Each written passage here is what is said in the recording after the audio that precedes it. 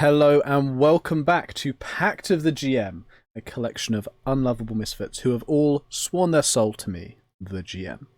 Now, we are supposed to be a full party tonight, however, we've had a couple of hold-ups with two of the players, but they should be with us shortly, and we are still sadly missing Travis Willinger. We keep asking, but this week we actually had a problem.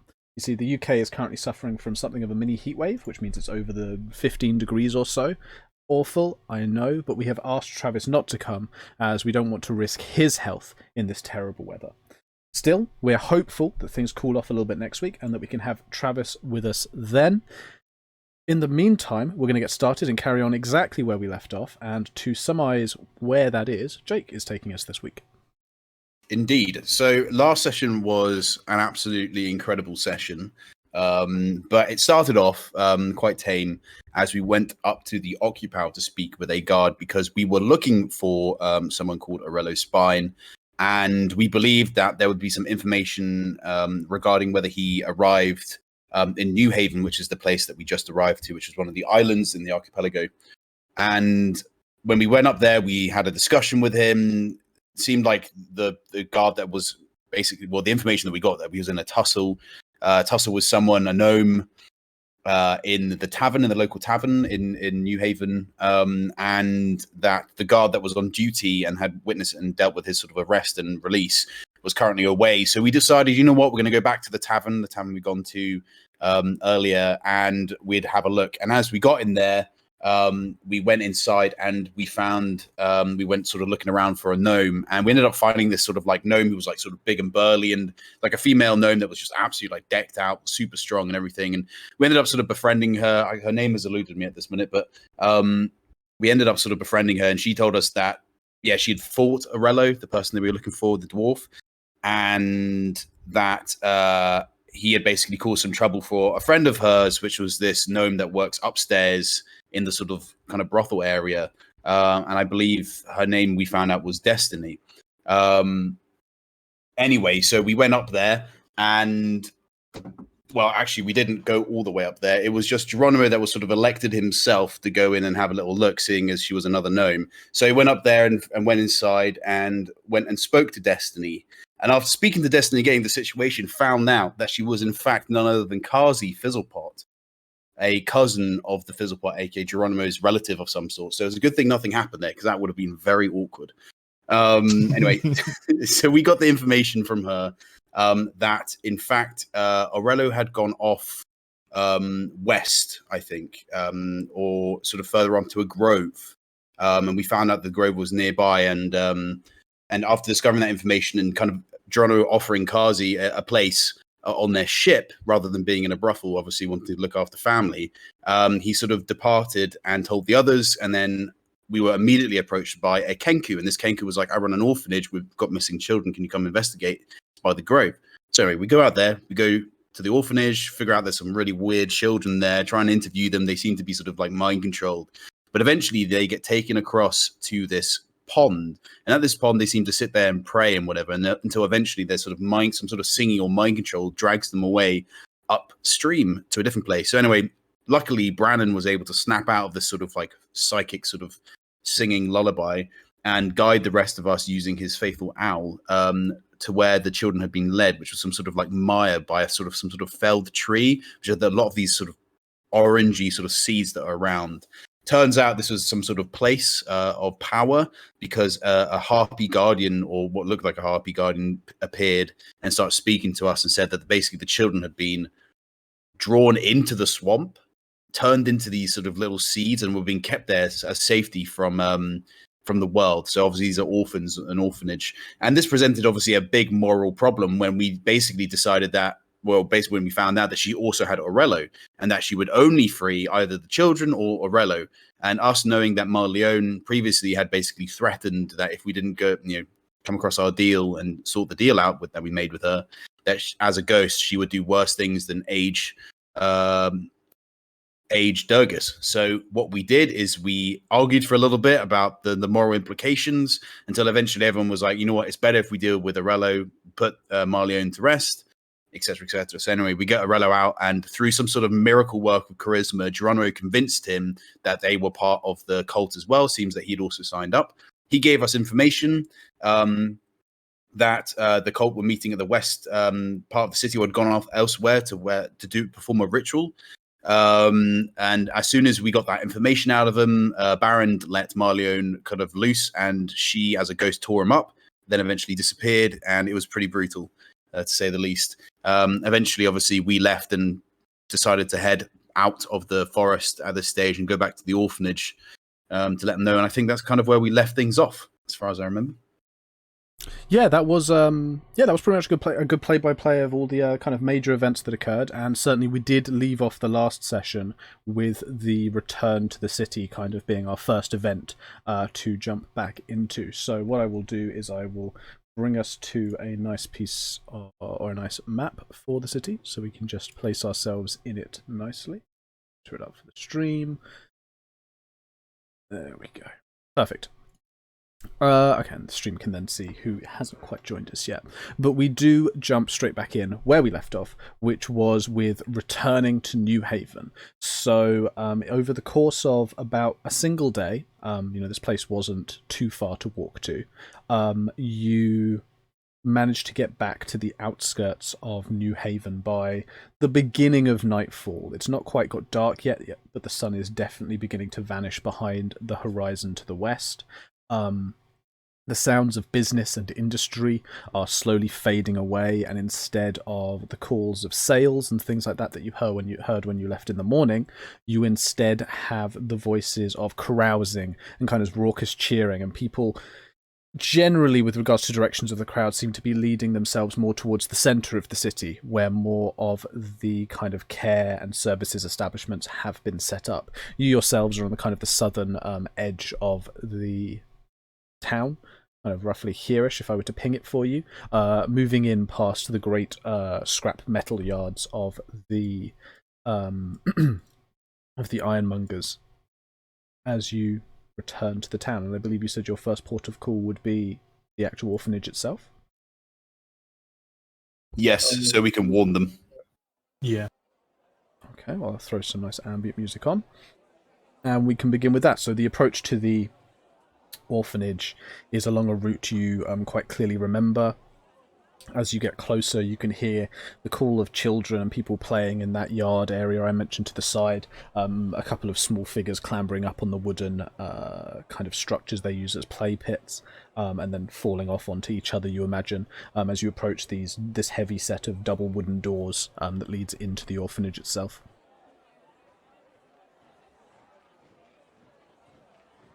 Geronimo's gonna look at the others. Kind of looks a little sad. His eyes kind of drooping, I guess, a little. He peers towards them. He goes, I think this is going to be a tough conversation. I don't know if they got the money to kind of go anywhere or shift where the orphanage is supposed to be, but they can't stay here or more children are going to end up trapped in that place. I think we'll just need to make them aware of the situation. It's the least we could do, but I don't think we have the money to spare to even lend them at the moment. Yeah, that's for sure. I mean, I don't think. I don't think there's any. Well, there's definitely nothing we can do, but we got to convince them somehow. So, game face is on.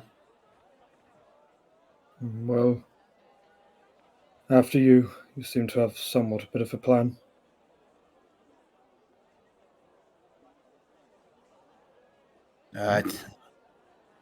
Yeah, they were generally nod and walk inside. Okay. So stepping through the doors which are unlocked, you step into the corridor, and immediately as you step through, a couple of children run past very quickly, kind of brushing into you, just gently. As soon as they do so, they turn around, stop, bow their heads a little bit, and apologise quietly in these demure voices before running off without waiting for any response again to carry on their playing. Following quickly behind them with a fairly light step, there is a diminutive-looking half-elf who gives a little smile as she watches them go, wiping her hands on a a kind of towel that's tucked into her belt. She looks up at you and pushes this kind of stringy, straggly hair that looks like it's been sodden either by sweat or by steam back behind her ears as she looks all of you up and down. So, who are you? Is the Kenko Mister around? You mean Mr. Keys? Is that his name? Yes, Mr. Keys, the proprietor. Or... Oh, he's the proprietor. Okay, that means he owns the place, right? Yes. Well, he's in charge of it. Technically, it's owned by the council, but they haven't paid much attention to us in years. Oh well, that's real sad. But is there any chance that we can speak to him? I'm afraid he's currently he's out at the moment. She clearly was going to say somewhere, but she checks herself and just says he's out. Alex checks his notes. It's like, No. I'm kidding. I'm kidding. I know what I'm doing. I know what I'm doing. Jeremy kind of nods and goes, he kind of looks back towards the others looking for some sort of feedback at least. He kind of seeing that no one's really going to do anything, he's going to look back at her and go, can you let him know that that we found a lot of information that we need to tell him, and that if possible, the children should not venture towards the grove. She looks somewhat concerned as you mention the children heading towards the grove, but she gives a little nod. I can leave a message for him. Whereabouts would you like to meet him? Are you staying somewhere? He normally comes back to grab last messages before heading home, but I'm sure he'd be willing to stop in. We got a ship in the harbor. It's called the Cutlass. And you'll be there tonight? For sure. She gives a little nod. Jeremy kind of like stops himself and holds up a finger and goes, actually, potentially not, but what we could do is give him much information to some of our crew who can tell him. There's a chance that we may not be there, and obviously this is quite important, so we really hope to kind of catch him before we left. Do you want me to leave a note to meet you tonight then? Or that just you'll come back and get him at some point? Yeah, we'll come back and find him, for sure. She gives a nod. And who might I say is asking for him? Would I remember if I gave him the name Toast? You did give him the name Toast. Okay, awesome. You can say that Toast passes on the information, the message. She gives a nod of her head. Strange name, but yeah, of course. Anything else? Okay. No, that's it. Thank you very much. Oh, wait, hold on. Just make sure the children don't go towards the grove, if you can. Not towards the grove, that's fine. They're not allowed out this late anyway. Oh, that's great. Well, anytime, maybe, be a good idea. If you say so, of course. Okay, well, thank you. Have a nice evening. You too, she says as she turns around and immediately spies one of the children about to fall backwards down the stairs, and you watch as she scampers off quite nimbly and grabs the child kind of by the scruff of the clothing and stops him from falling. Matrix level reactions. All right, Geronimo's gonna look to the others and kind of walk out with them. Okay, you return to the streets. So, that didn't go quite as planned. Thanks for the help, by the way. Well, it seemed like you had it sorted. Hey, it's no problem. Dad, I've gotta hold out the burdens of this group on my sturdy gnomish shoulders. Look, you were the one talking about being the captain before, so maybe we can give you the chance to prove it. Yeah, but I ain't the captain. The captain's the captain. I know, which is why I'm saying he doesn't have to prove it. Oh, that's true. Okay, fair enough. Yeah, you make so much sense, Hatsy. Your logic is just totally flawless. Hey, well, don't go pretending to be me. I mean, I've got a reputation to uphold. Oh, yeah. No, of course. Don't worry. Your ferocious reputation is safe with me, Captain. Aye. Well, we're next. So, obviously the plan, as far as I remember from just a few moments ago, was we were going to disguise as Orello. Well, one of us was. I think Hatsy was going to do that.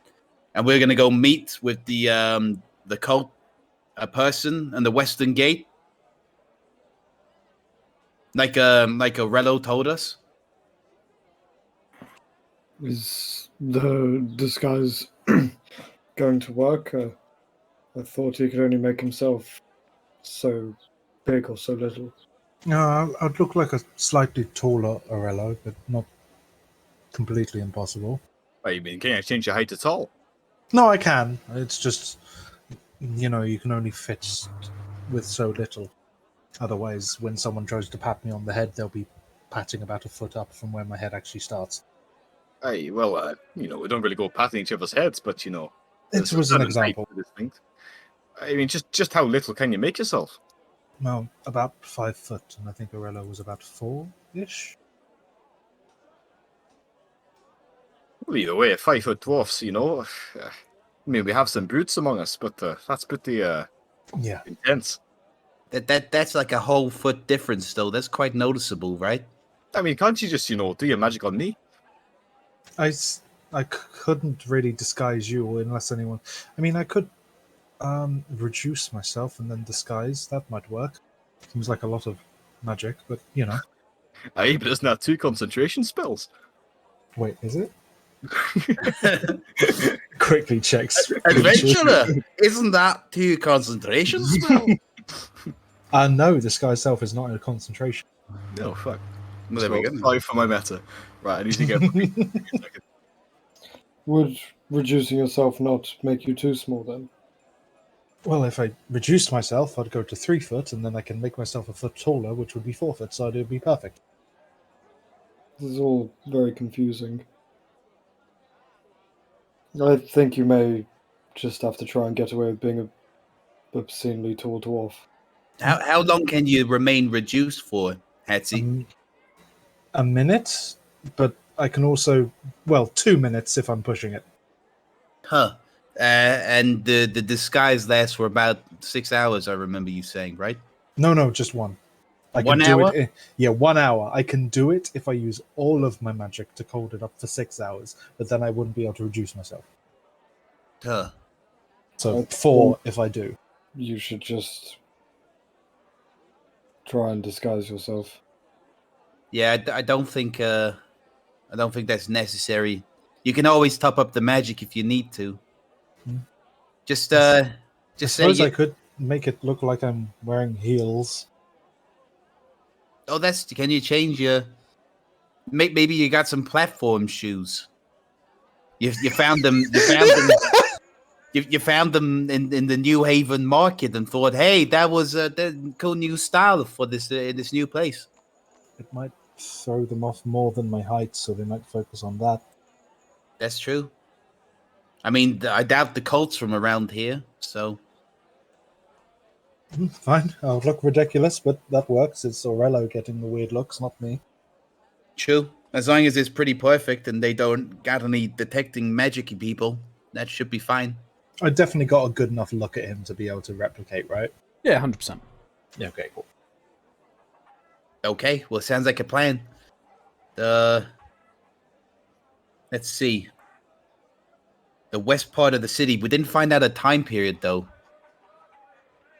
No, we've got 6 hours to play. I won't do it now, but 6 hours time, if you know what I mean. So I suppose we just wait there for a bit.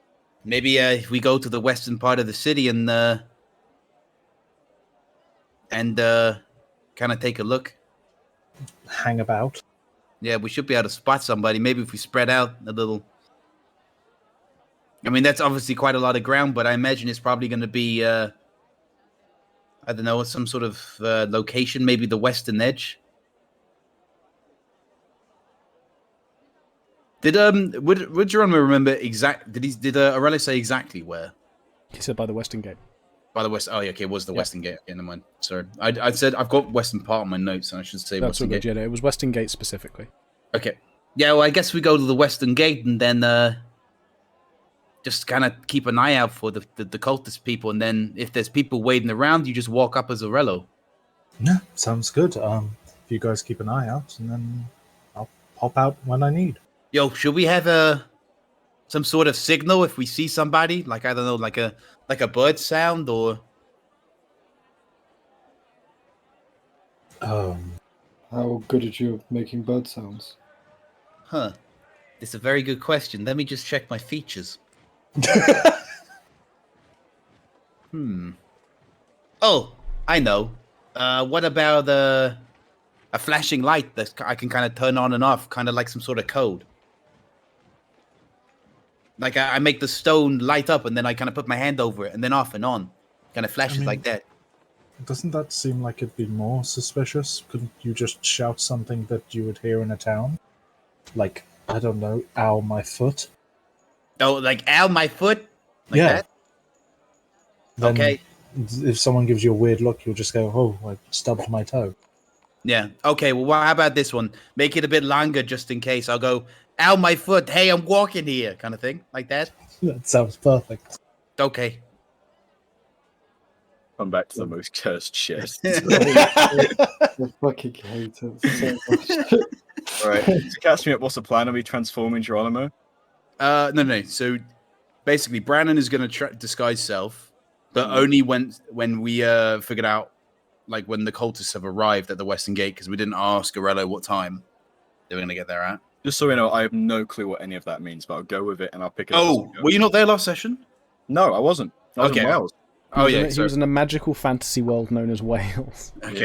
Yeah. It's not actually real. It's just like letter England, just so you know. Okay. Okay, so we lost the Welsh nationalist viewers. Just to kind of give you the rundown then, Jensen, essentially, because you missed the catch up as well. Basically, we went to a grove where we found this guardian in a tree. And the tree had like these orange seeds of power that the cult wanted, and Orello went there to get them, but then got captured inside. But also they were capturing children too and keeping them safe in there, apparently, because it's anyway. So we had a moral quandary choice of either we get Orello or we get the children. We chose Orello, and monsters. Yeah, we're monsters, obviously. And basically, I rolled really high in charisma and convinced him that we were part of the cult, and he basically divulged that he was going to meet them on the Western Gate, and they were going to take him to the to the ritual site with one of those seeds. I forgot that's one other thing that we need to get. Yeah. So and that's currently what we're trying to do. Okay, that's fine. I mean, it's far better than what Jared said. He said we met a harpy who put kids in orbs. I mean, that did happen. I mean, that's not wrong. So, anyway, more sense. Geronimo kind of looks at the others and goes, "Oh, the other thing that we forgot to do is that we need to make sure we get something that looks like the size of those seeds, because he needs to bring them. You know, it needs to be in like a bag or something. Need to make it glow, disguise it." How big were these seeds? Yeah, how big were they, Alex? If I recall correctly, which of course I do, I put them as roughly about the size of a kind of large cabbage, small pumpkin, handheld. Okay, that's manageable. Yeah. And were they sort of round and fluorescent? Yeah. I described them in appearance as looking like, those kind of orbs of amber that you would get. That kind of amber color is how they glowed, and then they had this kind of dark shadow on the interior that looked a bit like, as I mentioned to you, a bit like a tadpole moving in an egg or something. Okay, well, we can do that, right? We just need illusion magic. Do any of us have illusion stuff? I have some. How might you find that out in character, perhaps? I was just going to say that I felt bad. Right. Well, Durgus obviously sort of peers around. Well, it's sort of cabbage size, I could do some DIY, but it won't be, sort of glowing or anything unless we get the right stuff. I mean, you're bloody magic, both of you. I mean, surely you'll be able to do something. That's what I can do is I can make it bright, I can make it shine with my tinkering. So at least it will kind of glow the color that we want it to glow in a similar way. So at least if they kind of open it, there's at least it looks kind of like it's there. The problem after that is kind of making it look sort of like a kind of, what is it, like translucent sort of cabbage-shaped thing? I can do that, but again, not for long. But if they're only checking in the bag, I can do it for that long. Well, as long as they're only checking. How long does it last for? And then, again, not long. That's about a minute. Oh, only a minute? Yeah, but again, I can cast that again and again and again. That's not a problem. Well, we'll just put it in a bag and, hope they only check once. Just got to be quite sly with it. Yeah, sort of sly, sort of handy type, right? Yeah, I can keep it quiet. Is it the sort of magic where you gotta use the hands and the voice at the same time, or? That is a good question. No, I don't need to speak for it at all. Oh, is it just hands movements? Yeah, and stuff? just hands. Okay. That should be okay then. Well, shoot it to the market then, pick up a cabbage. I mean, I had to buy some hops as well while we were out there, so, it's sort of 2 birds with 1 stone. Okay, so the plan is we get the cabbage, we turn that into a sort of the thing, how it looks like. I make it glow in general, so kind of like that orangey light. I mean, he can sort of change it to make it look, sort of like the strange seedy thing. Because that light's going to last for a while, so even if they don't see it, they're going to kind of know that it's sort of there. Hey, well, we're fine then. Come on then. There's no need to talk about this anymore. And he's sort of, this is where I ask if we've been to the market yet. Or if there's even a market. I mean, there is a market. You've seen it. You've walked through it. However, you are currently on the outskirts of the city walls, so you'd have to go back into the centre of town if you were to go visit where the market was before. Yeah, I think Durgus would make his way over there. Keeping an eye out as he goes for any maybe farmsteads which may or may not be growing cabbage or cabbage-sized vegetables. Okay, that's the plan then. So you find no farmsteads because you're in a town and that's not where farmsteads are.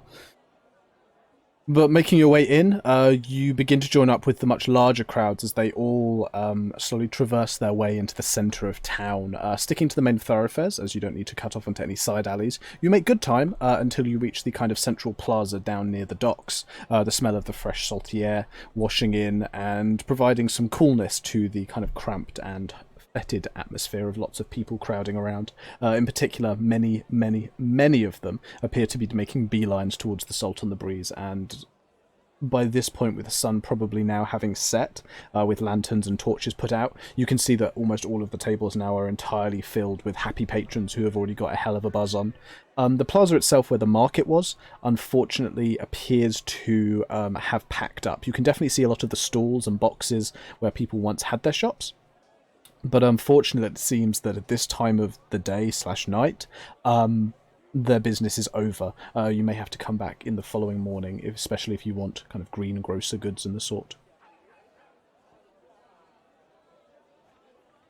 And is it tonight we have to meet the people? You did not get a time. It was just mentioned by the East Gate. Westgate. Westgate, sorry, yes, thank you. Fuck. Okay. Well, then it will probably be tonight, won't it? Well, if we're not going to find anything nearby, why don't we go check the, see if there's some sort of like scrap or something. Maybe we can kind of turn something into it. As long as it's sort of cabbage shaped, it don't really matter, right? I guess I can come back from my hops another time. I don't really know, where they throw the rubbish here. I mean, honestly, even if it's just one big solid object, and it's kind of the same shape, I can do the rest. Well, why don't we split up and kind of look around here for something? I'm sure we can find something. Yeah, we'll look around. Yeah, split up and look for clues. So you're basically just checking out everywhere to see if you can find something vaguely cabbage-shaped. Yeah, like cabbage or a football size. Or, Yeah. Well, yeah. Jeremy's gonna look for kind of like in the trash, so like trashy sort of stuff, like Okay. Yeah, I think Anything through that's the been thrown refuse away. is probably the best bet. Where are we on the map again, sorry? You'd be in the central plaza, just here-ish. I think Durgus would go to the docks and try to find any sort of like broken buoys or something. Like they tend to be just sort of washed up and about. I'm going to check inside the Salt and the Breeze to see if anyone has like even like a helmet I can nick or something like that. Okay. I think go down to the docks as well.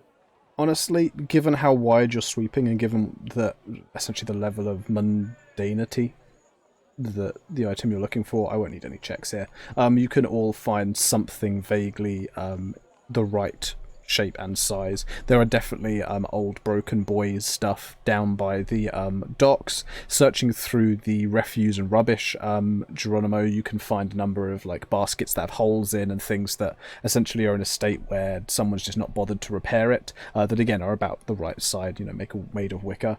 Within the Salt on the Breeze, no one's really willing to give up a helmet. Metalwares and goods like that are a little bit more valuable, especially if people are still wearing it. However, you do find a small pot that you imagine was probably a spittoon that hasn't been used vaguely or recently, that is about, again, the right size. It's a little bit heavy, but you could probably take that easy peasy. No one would really to pay much attention. Okay. So you can literally all come back with something. You guys are looking for something so mundane and in so many different places, there's real no chance of failure there. Okay. Yeah, as Geronimo gets back, he kind of eyes up Durgus and the Baron with their boys and go, "Oh, those are kind of perfect. They're probably better than this basket that I got. It's kind of holy." Hey, well, this one's got a hole in it as well, but doesn't need to hold that long, surely. I think that's certainly better than mine. What'd you get? This, and he shows it. What's it? So, It's a little kind of small pot that would sit on the floor. It's covered with dust. Has the faint stench of halitosis coming from it. Huh. Hey, well, Spitting in. I wouldn't. I think this is a bit too hard. The eggs kind of squished a little, didn't they? Mate, why don't we? Yeah, the boy's pretty perfect because they don't look like they smell so bad.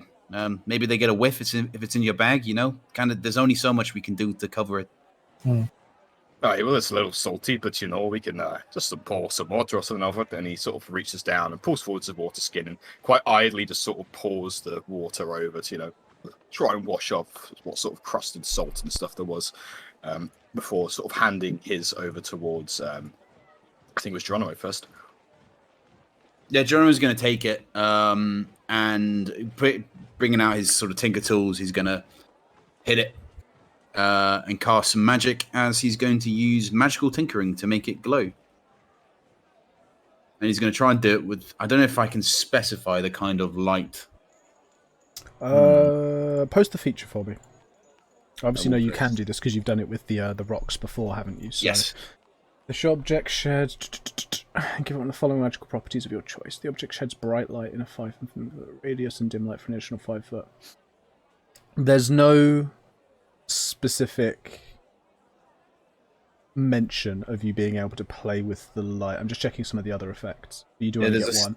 Static visual effect, yeah. It's a separate effect though, and again, it's static, so it's referring to picture, 25 words of text, lines, or shapes, or a mixture of those elements. So that's more of a visual effect, like being able to draw on it. Pardon me. Okay. Sorry. Yeah, with the light, because it doesn't specify that you can change the color or anything like that, whereas other spells like prestidigitation and thaumaturgy do. I'm going to assume that you can't mess with the light. It will just be the same as if you had, say, like a torch, just that standard kind of whitish yellow of a torch. Well, I mean, this is about as much as I can do. It's just going to be sort of a bright light. Wait, give me a second. And he sort of seems to put both hands on the side of his head like he was thinking really, really hard. His eyes just sort of seem to flare with this sort of strange magic as he speaks the word color in Draconic, whatever the hell that is. And I'd like to try and cast Thaumaturgy, if that's alright, to change its color. Only lasts a minute, but it's proof we can do it. And Where's the color changing? you can cause flames to flicker, brighten, or dim, or change color for 1 minute. There's no flames. Come on, Alex. Come on. There's no Come flame. on. There's no It's flames. light, damn it. It's light, damn it. There's no flames. You're such a pain.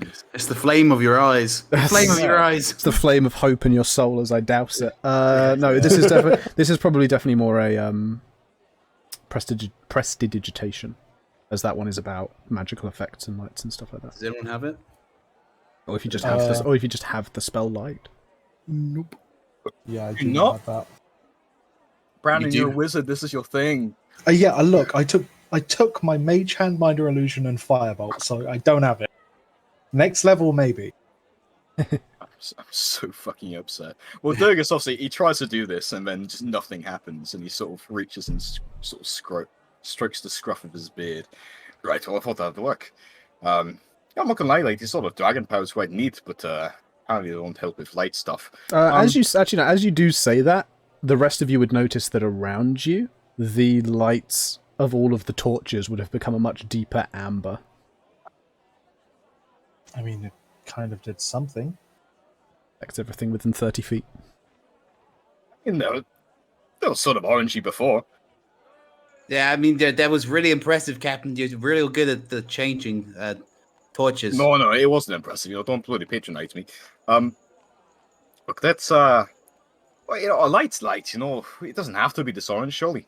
They haven't seen it before, so who are they to say that it's not what they're after? That's also true. That's also true. Wow, Smallsy, you surprised me so much with how astute and clever you are. No, I wouldn't say that. Well, that's why I said it.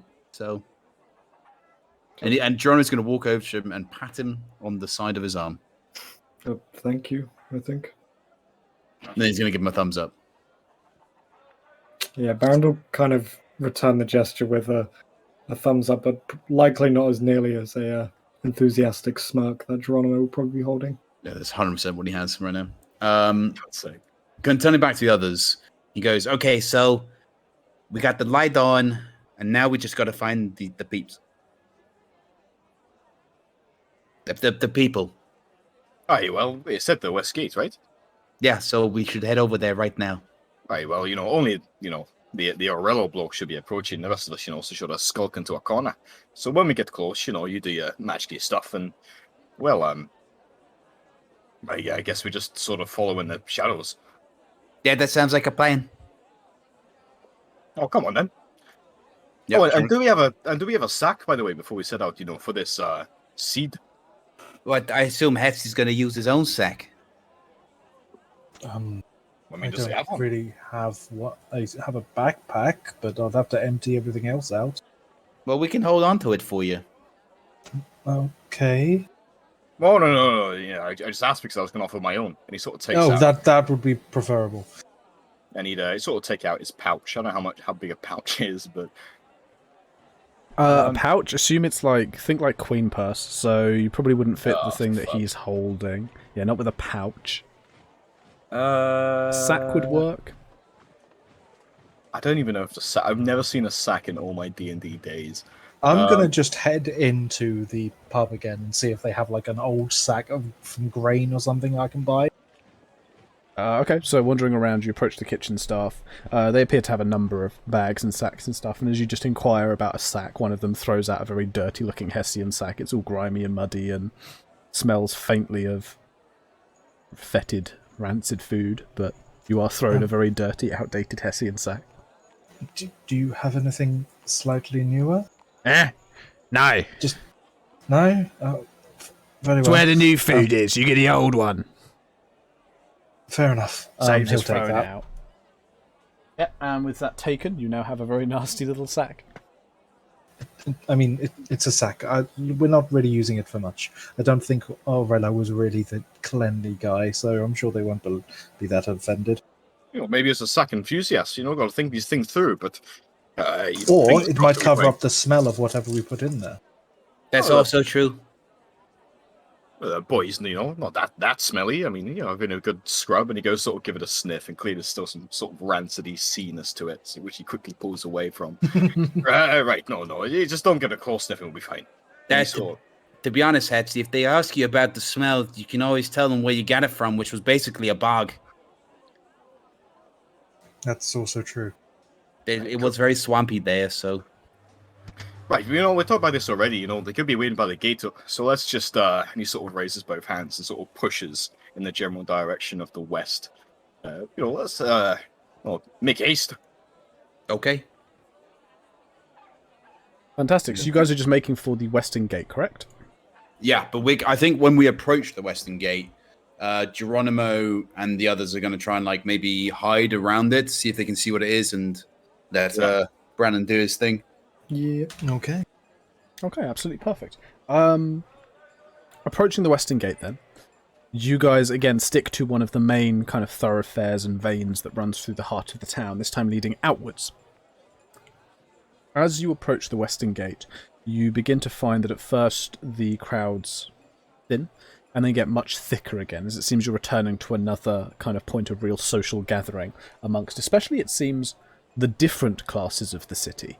On the inside of the gate, as you approach it, so on the inside of the walls, there is a fairly large pentagonal-shaped building. About 3 stories tall. It looks rather well refined. It has the white plaster stucco walls with the classic Tudor wooden frame, and in and out of it goes fairly wealthy-looking families and couples who seem to be enjoying something closer to fine dining than was on service at Salt on the Breeze. Through the gate, you can see a much louder, more raucous crowd, made up of a greater amalgamation of the different social classes. There are people you clearly recognise as wearing just the drags and the dregs of whatever they've been able to find down the docks and have probably spent the whole day labouring under the sun, as well as the more middle classes who appear to be more well turned out in proper tunics, boots and breeches, and even a few members of, you imagine, the equivalent of the nobility here, though probably more of a merchant class than a landed gentry, who are wearing great amounts of jewellery and fine hats with feathers and things, all coalescing around a much smaller building with regards to its footprint, but a much taller one, which is made mostly out of brick and stone, as opposed to the wooden plaster of the buildings around it. The restaurant that's in front of you appears to have a very nice swinging sign that identifies it as the swinging hammock, whilst on the outside there is a very large painted board that's almost been like with nails hammered into the front of the building that just reads The Break. Right, and people are moving around the kind of area between these two buildings. In general free flow, though most people seem to be hanging around and outside and drinking outside of The Break.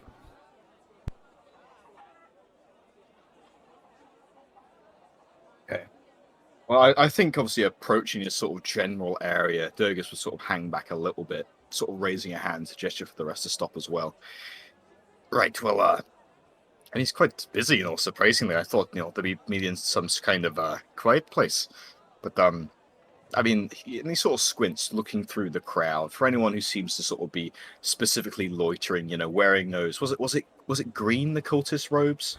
No, they were more of a bluey purpley. Yeah, I'm looking obviously for anyone in these bluey purples, or anyone who just seems to be waiting, like not drinking or anything. Okay. Give me a perception check with a disadvantage due to just the thickness of the crowd. Yeah, it's fine. Oh my god. It's begun. Now it's a 9. So it begins. With a 9.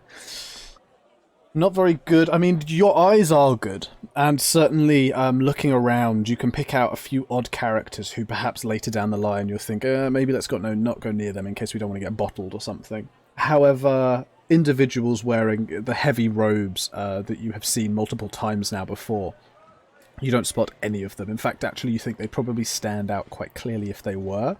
Most people are wearing not as little as possible, but are wearing less now that they're out. It's really a tunic and breeches and maybe a dress kind of affair. People in big overcoats with long robes with that really kind of heavy obscuring features to them really are the rarity here. You think they'd be quite obvious. Okay. And obviously not seeing this, he sort of peers towards the others. It may just be a bit too busy, but I don't see anyone, sort of obviously culty. Did they definitely say the West Gate? I mean, it doesn't really seem like the greatest of meeting places. I'm pretty sure it was the West Gates, although to be fair, I'm also pretty sure that having someone be obviously culty isn't something they're going for. Well, not really one for subtlety, but maybe, you just do your disguise now, walk out, and they'll approach you. No, okay, I'll do that. And Brandon's going to try and find somewhere to hide a little bit away from view, just so he's not spotted just changing. There are a few kind of alleyways and little kind of tracks that lead off between some of the buildings nearby. They're not, totally hidden. You'd have to go a hell of a ways down the alleyway to be totally obscured from everyone. But they're mostly ignored. You get a couple of people stumbling down them now and again, and you could go into one and feasibly change your appearance. So he'll go down one, try and find like a doorway which is a little bit off the side of the alleyway, so he can hide himself a little better, and then do disguise self into an Orello with very tall platform shoes. A 1 foot set of platforms. Love it.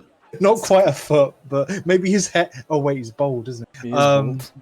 Damn it! A foot tall set of He platform shoes. wasn't bald when you met him. Oh, he wasn't when we met him. When you met him.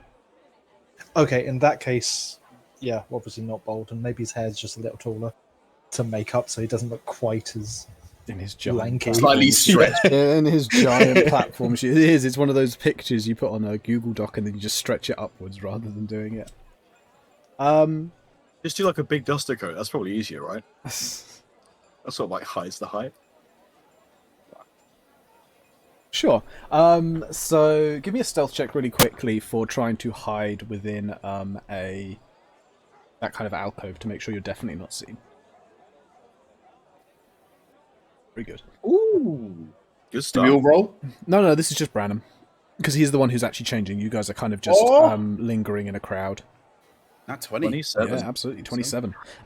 So Branham vanishes down that alleyway for a few moments, maybe 10 seconds or so. And what emerges from the alleyway is a much taller, because actually a foot is a noticeable difference, kind of stretched version of Orello, with his hair in the state of regrowth as it was when you met him, and the plaited beard he had as well.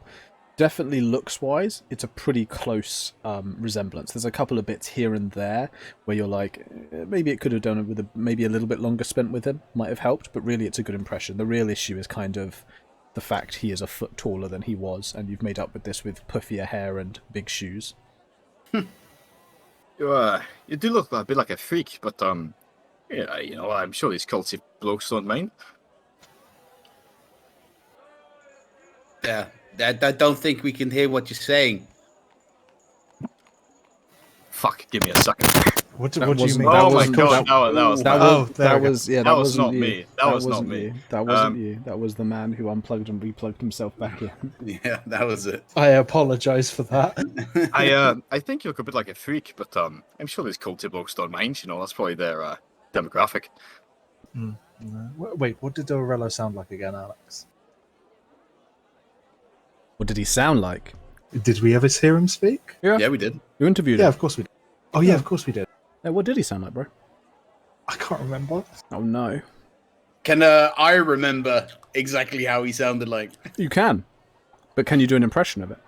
I don't know. Do I have to roll? Do an Yeah. impression. That's a performance check right there. I believe that is a performance check. I How mean, about- with my disguised self, I'm supposed to be able to do his voice perfectly. It's Oh, just man, I have Gavin no- can't. I have no plus. Okay, right, here we go. Okay, I believe. The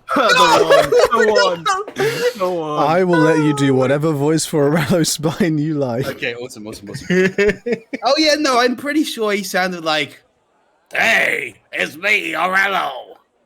Oh God, I hate it already. Okay, I'll give it my best go.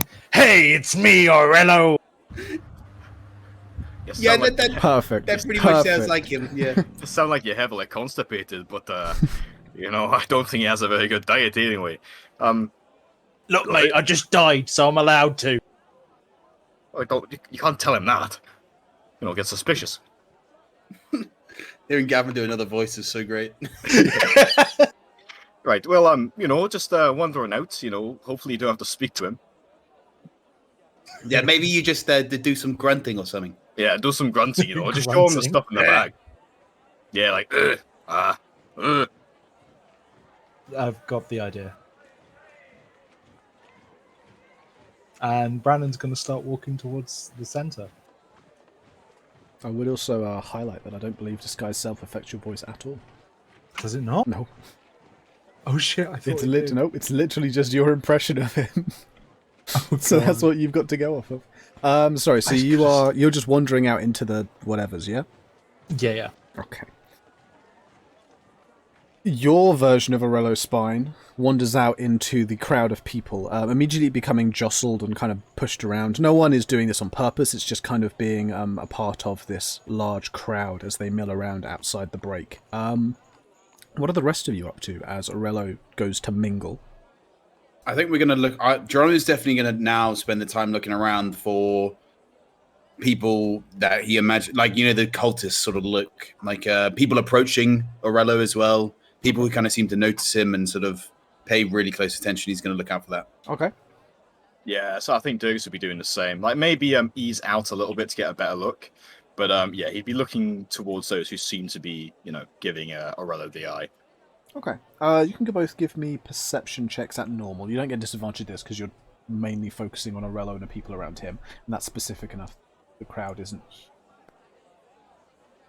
13. That's a 21. 13 out of 21. Those are not bad rolls. Okay.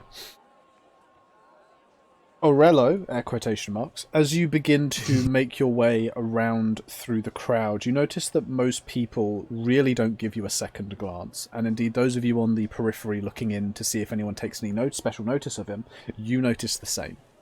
He doesn't seem to be drawing any unwanted attention, or any wanted attention in this case, nor does anyone seem to be making kind of like a beeline or kind of veering off to try and intercept him. He really is just allowed to sit and float around these collections of people. In fact, as you're making your way through Orello, you do notice that gently this kind of social current is beginning to drag you towards the front of the break.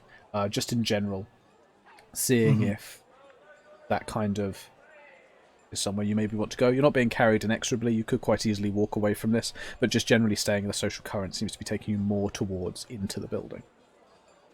I will walk up to the door and then have a quick look inside, but otherwise making sure I'm still within view. Okay, so you want to just stop by the door? For now, yeah. Okay, so the front of the building is actually made up of 3 entrances. You have the main set of double doors which are swung open on the kind of middle level. There is a very nice set of stairs made out of wood that kind of pirouette around the side of the building up to the top floor. And then on the left there is a set of, those kind of storm doors, or those storm gates that especially houses in America have, the kind of doors set into the basement that you can climb down. There's a pair of those thrown open with a very large, wide ladder leading down towards the basement. As you get closer, there are a number of heavy-set thugs and security who are eyeing everybody over, and every now and again they put their hand on the chest of someone they seem to think isn't going in the right direction and shove them off the other way. In general, they seem to basically be keeping anyone who doesn't look refined enough away from the stairs. And in fact, as you go and stop by the door, one of them peers up at you, gives a little snort. Oi! Don't stop there! Middle or basement? Which one you after? Basement!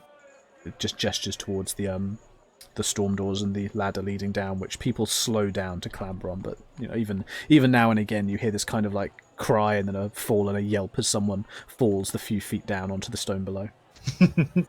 He'll make his way over there, stopping for a second by the top just to give them a chance to see where he's going, and then heading down. Okay, so for the rest of you, you kind of can see Orello as he moves through this route, seems to stop and communicate with the guards for a moment before heading towards one of the streams of people as they head down into this basement section. He does seem to pause for a moment and look around as if trying to spot you, and then just heads down, leaving you on the outside looking out. Are you going to follow him in? Are you going to check something else out? Are you going to stay out here? I think Durgus is sort of peer towards Geronimo and Baron. Where the bloody hell is he going? Yeah, I don't know. That kind of looks a bit fishy. Oh, maybe someone gestured him over. I didn't see anything, but maybe you saw something we didn't. Maybe one of us should. In the right direction, at least. Maybe. Should I follow him? And do you two want to come too, or should you have someone standing outside to watch guard? Like, I don't even know how these things work. That I can stand out here and have a watch just in case. Yeah, you guys have been more hands-on. Now, just what's the call we used before? Uh, Was it pigeons? no. I mean, pigeon is one, but we've also got a. Oh, my foot! Hey, I'm walking here. Someone might just say that generally. I mean, people get drunk and they, stumble all over and things. Okay, well, I guess for us, I guess pigeons works well. I'll go pigeons. Right, just like scream it really loud. We're in the basement, so. Okay. And with that, Durgus sort of quite happily just waddles over Yeah, I think towards the establishment. Baron would follow him as well. Okay, so Geronimo's staying outside to kind of keep watch, whilst Durgus and Baron approach the front. Yeah, And Durgus and Baron, are you looking to follow your Orello down into the basement area, or are you going for the middle door into the kind of mid-level? Or are you going to try and talk your way up to the top floor? You did see Orello go into the basement, so that would be something you were aware of. surely we'd want to follow him in there then, right? I think we follow him in, then we sort of go through the building. We should hopefully be able to do that from the inside. So I think Durgus would head straight towards the ladder, or the sort of geezers at the front. Absolutely fine. As you head straight for the basement doors, no one really gives you anything other than a quick look up and down as you get close, just seemingly out of interest. The guards are happy to let you go down there as Orello arrives first. Now, the basement is pretty much entirely open plan, it seems, Orello. Brannon, we shall use your actual name. A few pillars standing as support struts for the building above create these kind of pseudo invisible walls, if you will, that seem to break up the rough groupings of different stations down in the basement. One kind of quarter of one of the walls is entirely made up with a freestanding bar that kind of juts out, allowing for people to surround it pretty much on all sides. Large tankards, large barrels even, of something that you assume is the local brew are being constantly rolled out, stacked up, broken open, and poured from to seemingly give the only drink that is available down here on this bottom floor. Despite what looks to be constant service from waiting staff, there seems to be a permanent crowd around the bar as people push forward, clutching handfuls of coppers and slamming them down on the table to be handed wooden tankards in return. There are a couple of tables and benches around here and there, though they seem to be semi-reserved by some of the harder, tougher-looking crowds who eye up anyone who approaches quite aggressively, trying to almost press them to step away from where they're sitting. And the evidence of many other broken furnitures, which are pushed up against the walls, suggests there used to be a lot more chairs down here. The rest of the room is made up of mostly groups of people standing around in crowds. Uniforms and the dress sense seems to suggest that people are sticking mostly to the people they might work with or people in a similar field and profession. However, there are a few people that seem to be hanging out with those that don't look anything like them, and in one corner of the room there is a small square that has been cleared out using some rope and some sticks to create what looks to be a kind of boxing pit, and in fact in there right now there appears to be a half-orc going toe-to-toe with a very heavy-set looking dwarf.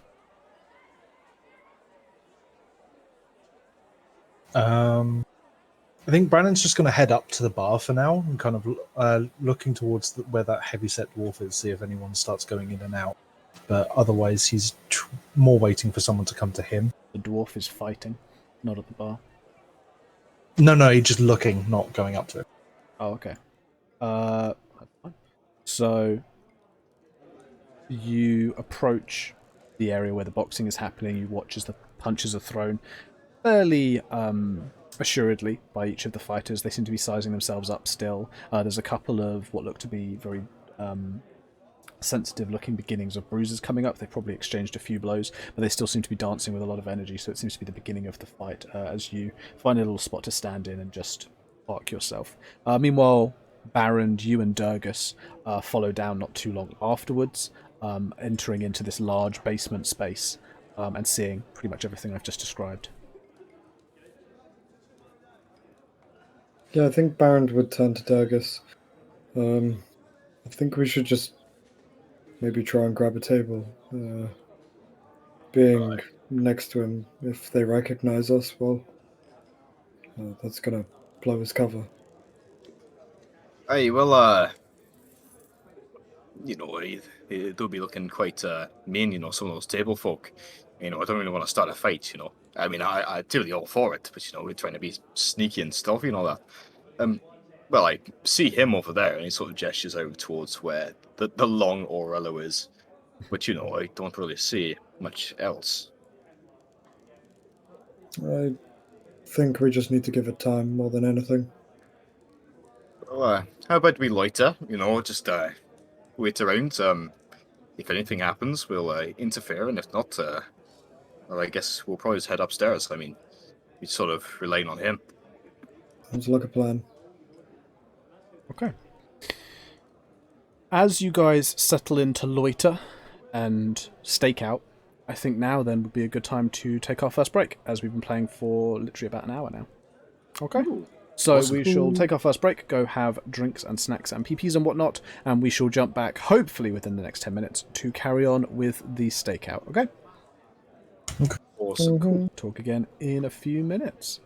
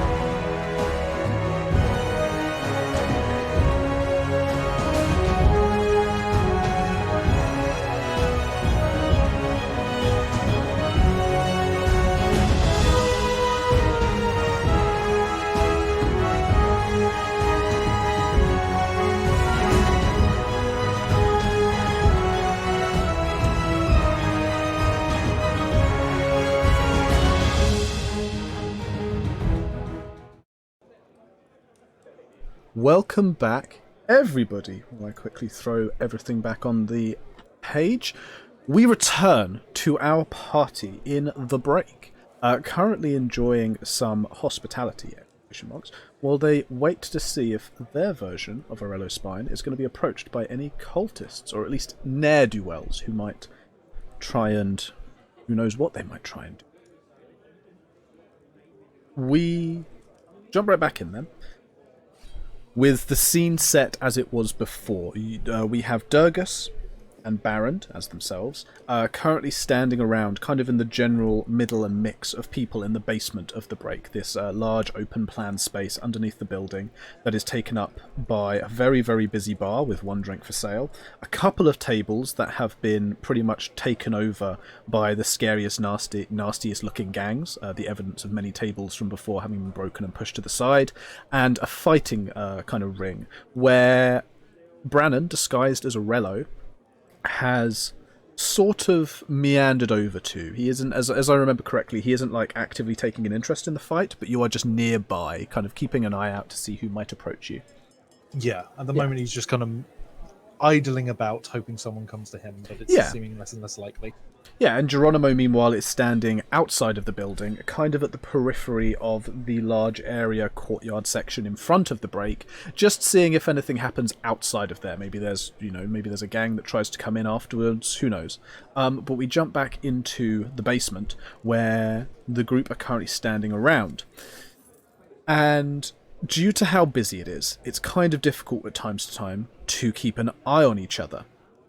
Whilst you are there, I'm going to need the three of you in the basement section to please give me perception checks. I'm trying to think of any other checks. I want to use other checks. Sorry. No, you can use perception. That's fine. This is more of my thing. I don't like using perceptions for everything, even though it is the most valuable skill. 9. 24. Yeah. Could I use an investigation to make that 2 of a 7? No, investigation really is more like... yeah, it's more hands-on than that. I think this does have to be perception. I'll see if I can get you guys doing some more skill checks, because more is always better. Still, with the 1 that comes from that 2 roll from you, Brannon, and the 9 from Barrand, you guys look around, but really it seems to be more of the same as was above. There are a lot of people down here. There seems to be a general hubbub of community spirit, as well as that kind of low level of aggression and tension that comes from any major gathering of people. Durgus, your eyes are peeled, however. You are, let's say, extra aware for all intents and purposes, and you get a far better sense for how it seems that people are feeling and moving around. Whilst you are doing this, you do take notice of a particular group of individuals. Now, they aren't cultists, at least not the kind that you recognise, but they indeed seem to be wearing a uniform.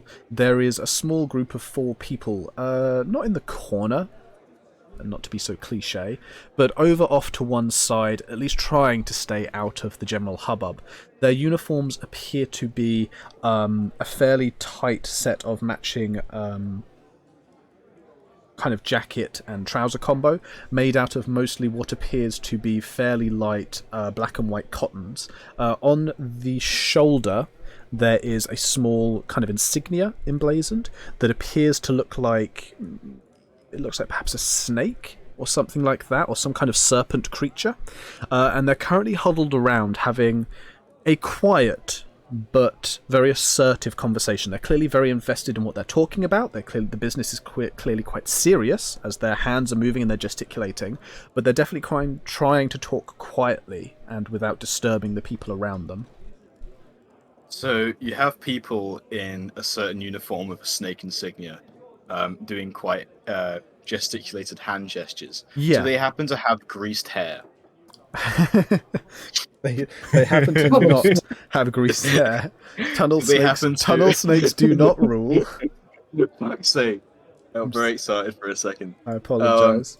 Not today. I think I was sort of seeing this sort of gang in the corner. Durga sort of elbows. I want to say Barrand. It's Barrand. Okay, elbows Barrand. So it sort of points in their general direction. I mean, they're not like cultist types, but they're, certainly a bit reserved. We could over and have a chat if you want. They seem a bit too uniform to be some kind of street gang, but probably worth a try. And he sort of glances over, obviously just making sure that quote-unquote Orello is still there and he's not being mugged or attacked or anything before sort of waddling his way over towards these sort of snake-jacketed men. Sort of waving as he approaches, a bit of a friendly gesture, assuming anyone's, sort of looking his way before sort of stopping and folding his arms, sort of peering up. I like your sort of snakes you got happening there. Just briefly, because you did check on Orello. Orello has been left well enough alone. He seems to get a couple of odd glances now and again, but this seems to be more to do with the fact that he's just standing alone, not drinking, not really paying attention to the fight. He's very, very conspicuous. That's what Orello is. As you approach that this guy that doesn't want to dance at the club. Yeah, and everyone can see him. As you approach the group of 4, before you get within earshot, they all stop talking and part slightly to allow you into their to allow your conversation into their circle. One of them, a rather lanky, you reckon more youthful human than perhaps they're trying to portray, looks down at you and smiles very pleasantly as they fold their hands together. Hi, of course. Sorry. Do you have business with the break?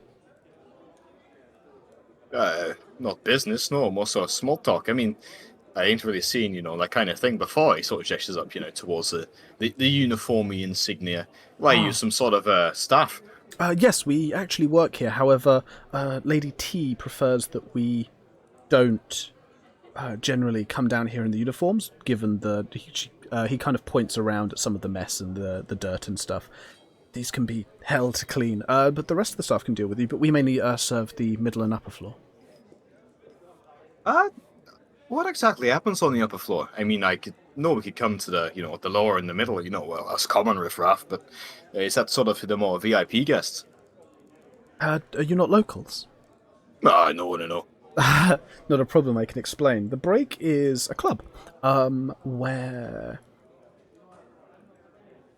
the classes are allowed to mingle, and it becomes socially acceptable. In general day-to-day affairs, the wealthier and better to do often can't be seen to be spending huge amounts of time with their apparent social inferiors. It can have a diminishing effect on their political stock.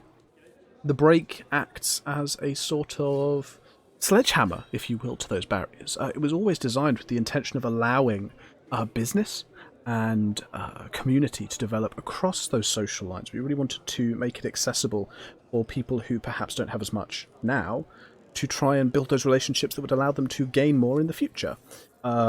However, we couldn't just have one big space where everyone was. We had to entice people in. So this lower floor down here is for, well, anyone.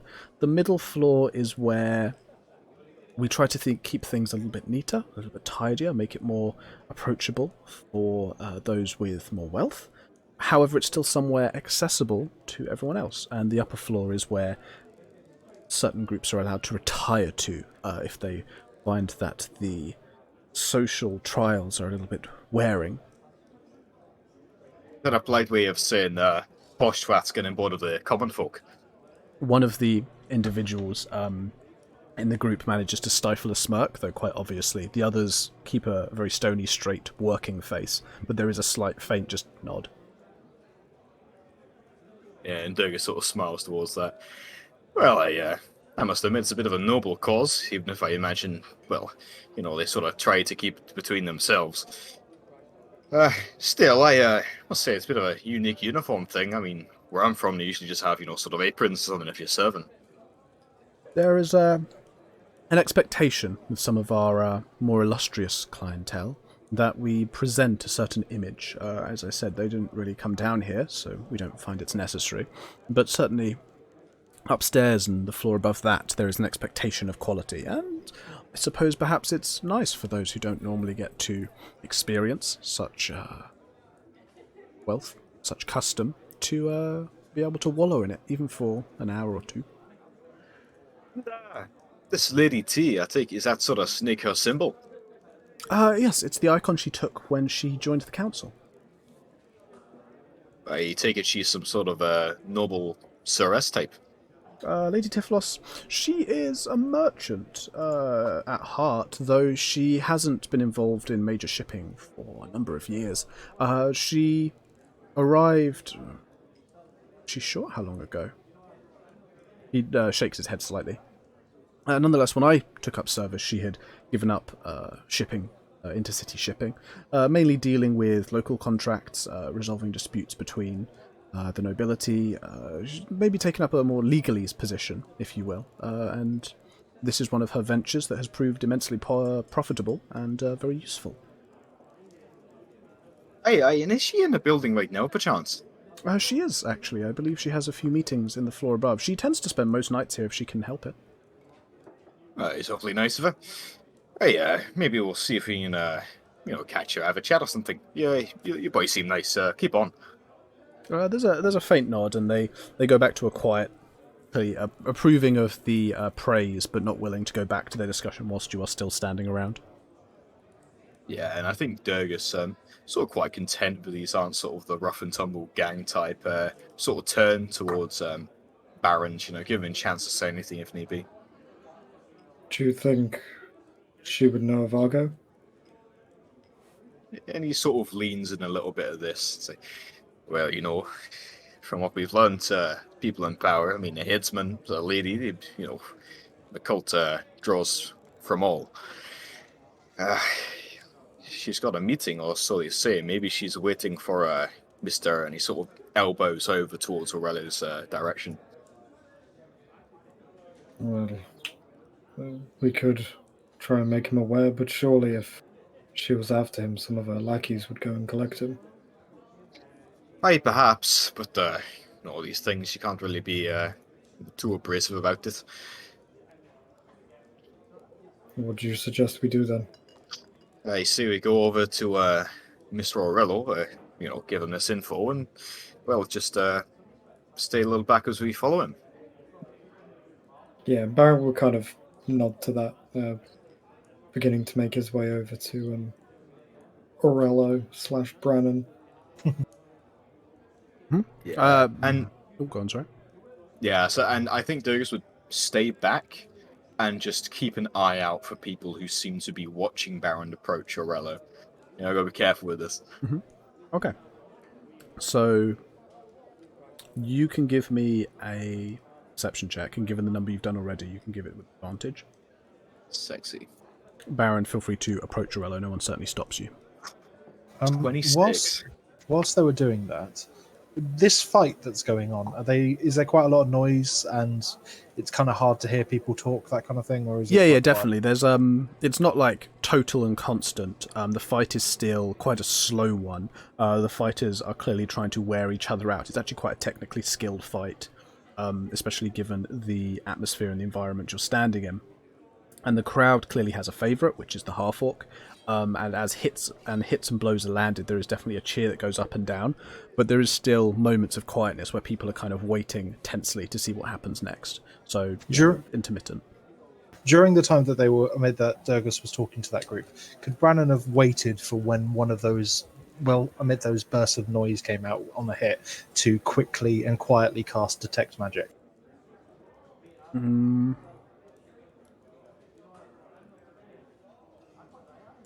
When you say quietly, again, you have to speak at like a normal speaking volume. So you can try and use it to hide it, but you can't quietly cast it. Sorry. I'm trying to use it to hide it. That's what I mean. Okay. Give me a sleight of hand check. Okay, 2 seconds.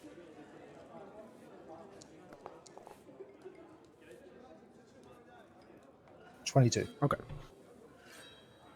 Uttering the word, and is there a verbal and There's a verbal, somatic, and there's all of them apart from material. Okay, so using the sound of the cheering to try and cover your voice as best you can, since you can't really mess with the volume of that too much, you disguise your hand gestures as you fiddling with different bits and pieces now and again.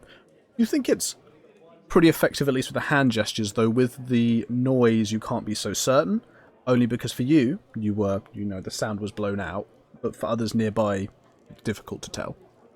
Certainly no one seems to look at you strangely or as if you've just done something weird.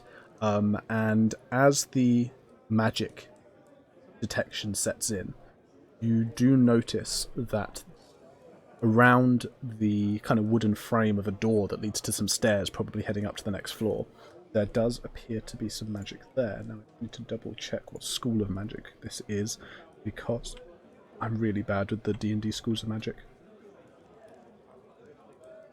Magical magic. Yeah, it's just magic. This would be this is divination magic. Which is like telling the future and past and stuff like that, isn't it? It's future, past, detecting things. Detect magic might even be. Yeah. Oh yeah, detect magic is even divination. Detect magic is cool. also divination. So yeah, it's being able to identify things, all that kind of crap. Okay, cool. As you cast the spell and see this, there's a moment later when Baron approaches you.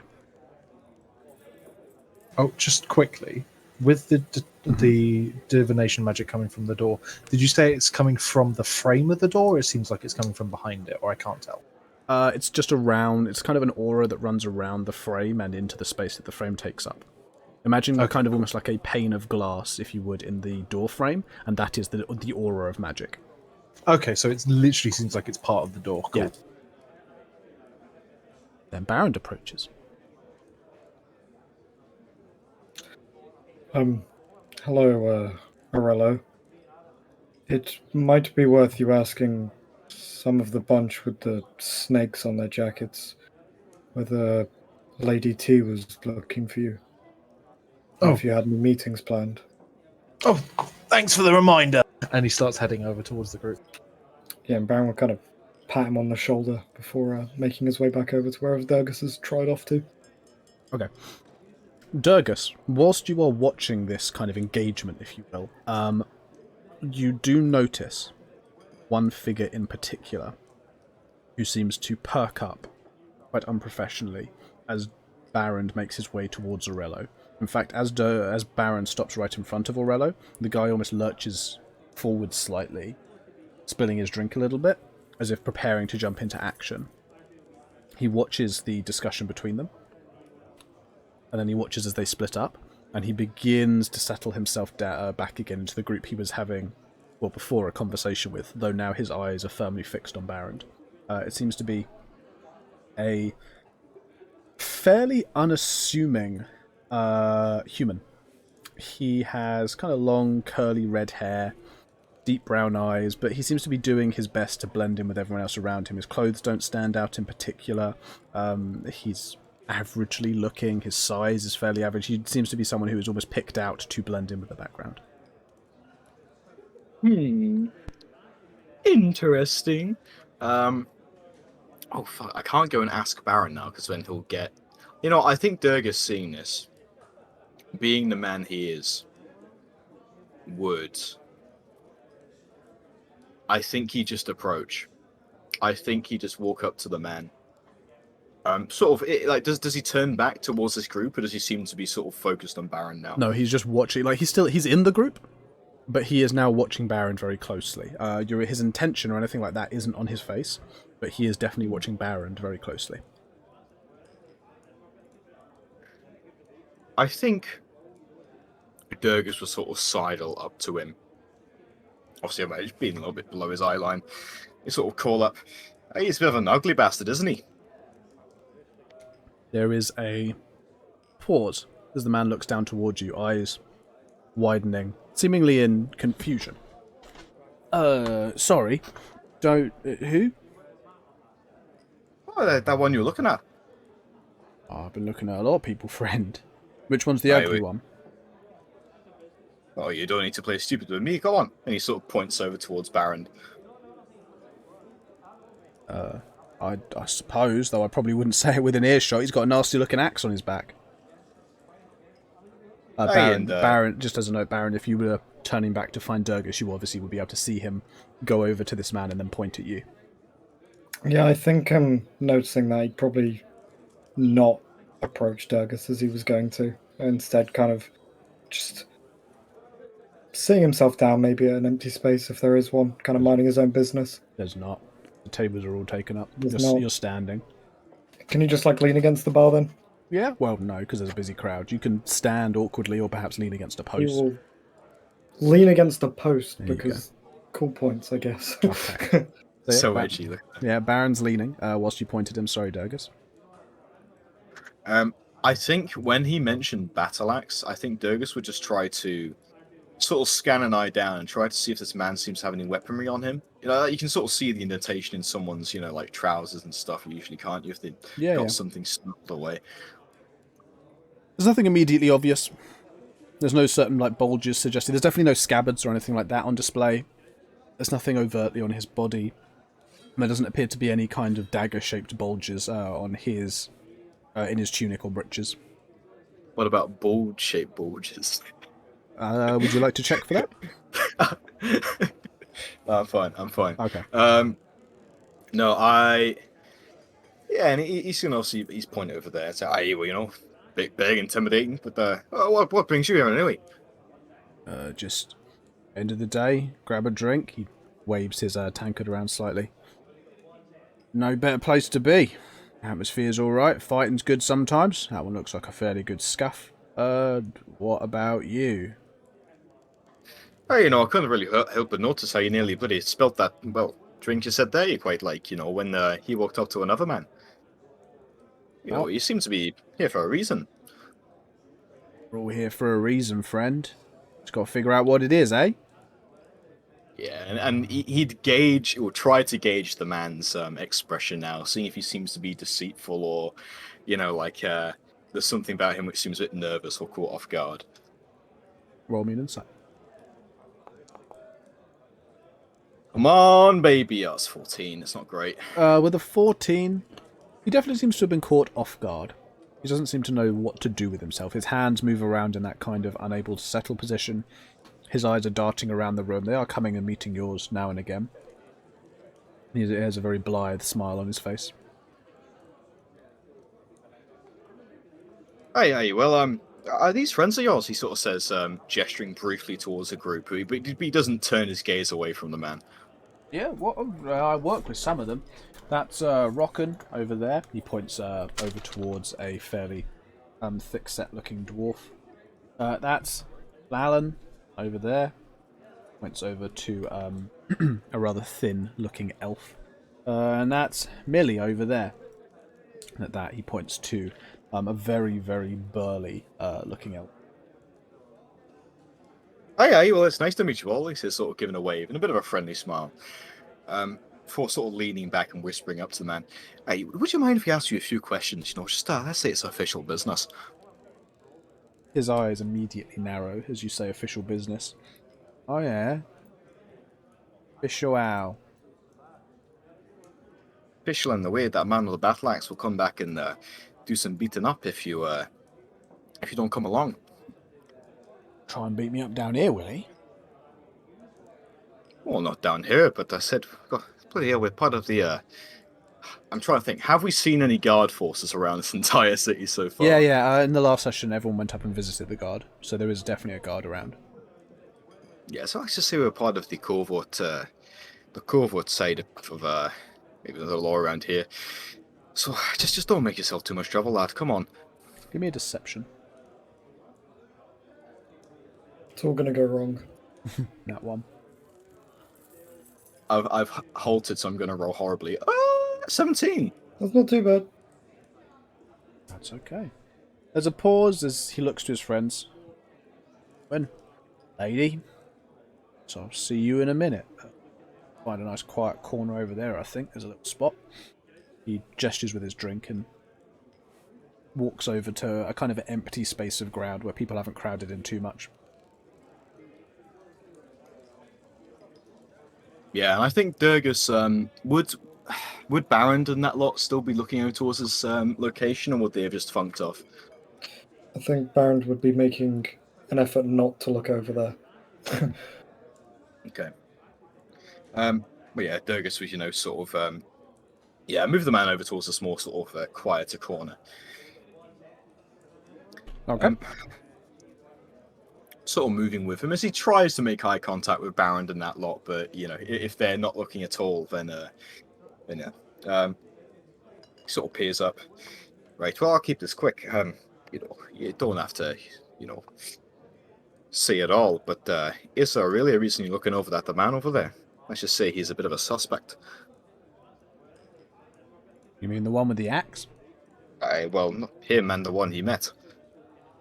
More specifically, the one he met. He sniffs slightly, eyeing you up as if perhaps trying to take your weight before saying, "Told to keep an eye out for one that looked like the dwarf.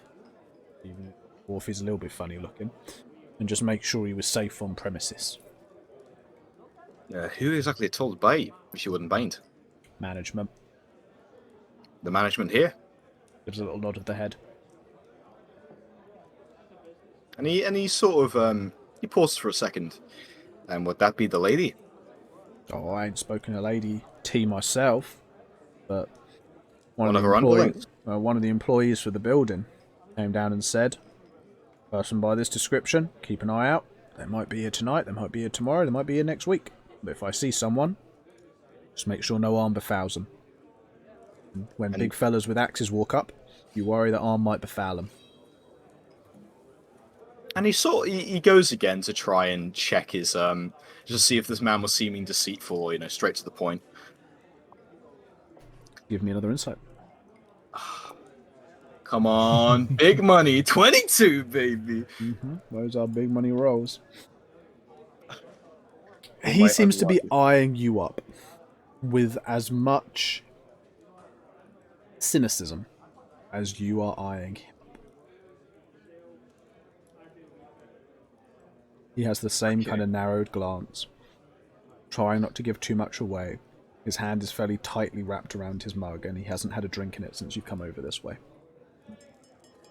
Yeah, and he sort of, his gaze falls over towards, some of like the white jacketed snake boys. Hey, was it one dressed like that? They did so happen to be wearing one of those uniforms. Yep. I am just double checking. Well, you seem to be telling the truth, if not all of it. But let's just say there's some things that might happen tonight. I suggest if you and your friends want to stay safe, I suggest you leave soonish. He frowns slightly for a moment. Are you suggesting there'll be trouble? I'm not suggesting there'll be trouble to you, these people. But let's just say, it depends how the management reacts. There's a little curt nod. As short a nod as possible, not giving anything away.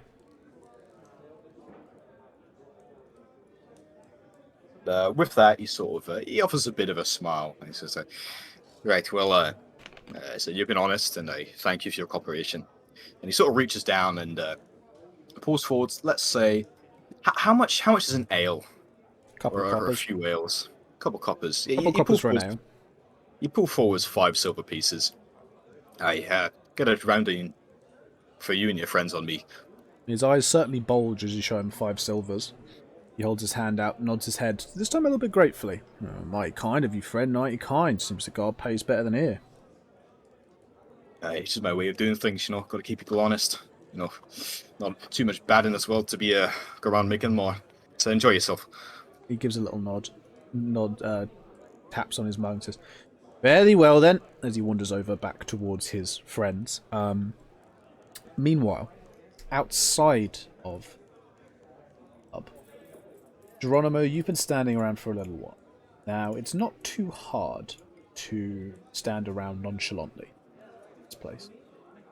Lots of people spend a lot of their time outside, and most of them just seem to be avoiding going in and instead sticking into these large groups.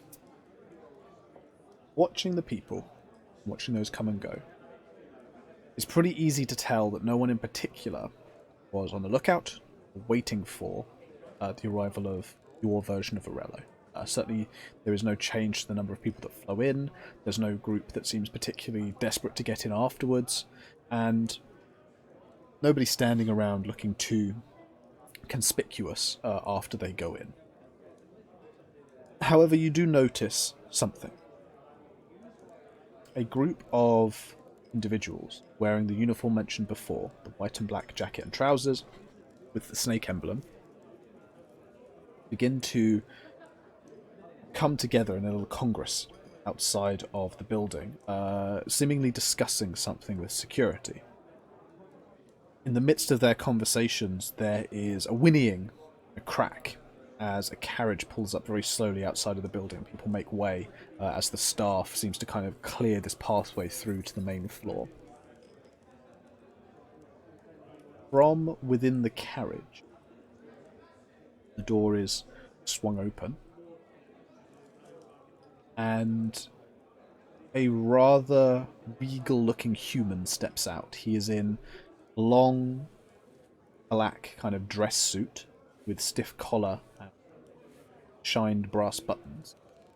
In one hand, or under one arm even, there are 3 scrolls that he clutches at very securely, whilst in the other hand he has a small, something akin to a briefcase. His hair, well, I can't tell his hair, as it all seems to be hidden by this black skull cap made of a similar material as the suit. And as he appears, the staff will each give a bow. Security make sure there's nobody in the way, such as drunk stragglers who might stumble in front of him, and he is led very ceremoniously to the building. As he leaves, the cart is then driven away, and slowly people turn to the space that he occupied. Okay. So have they gone inside? The individual who turned up? Yeah. Yeah, they go in through the main door, so they don't go to the top floor. They go into the kind of ground floor. The ground floor. So would I kind of surmise that that's basically towards where my buddies went, right? Your buddies went into the basement. So if you think And basement on the left, upper floor on the right, and ground floor in the middle, he went down the middle. Your friends went left to the basement. Huh. Okay. Geronimo is going to follow after and try and be inconspicuous with following after. This is a regal-looking man. Not too hard. Access to the middle floor is free, and so you are allowed to gently push your way into the area. Mm-hmm. Again, you're not the only one doing so, but you don't need to make any roll for being inconspicuous. It's really quite easy to blend in with the crowds, at least at this point. Okay. The middle floor is far more divided up than the floor below. Kind of almost like paper dividers are set up and built into the walls to create these kind of small alcoves and tiny box spaces where desks and tables have been set up with benches and sofas and reading couches all around them, allowing for people of all different stratas of society to gather and mingle and settle down for drinks. Moving between these tables are some of the patrons, though it seems patrons are expected to go and find themselves a seat fairly quickly. And in fact, towards the back of this close to triangular room, there are more large open tables where people seem to come and go more freely. And between the tables, waiting staff seem to be taking orders and disappearing into a back room before returning with drinks. The central position of the room is occupied by this circular, almost stage, and sitting in the middle of the stage, illuminated by a ring of light that is allowed in from the skylight above, there is ensconced who you can only surmise to be perhaps the queen of this establishment. Dressed in long silken robes of violets, pinks, and purples, the woman lounges almost on pillows, whilst the table in front of her is pulled up to about her waist, so it's quite a low table.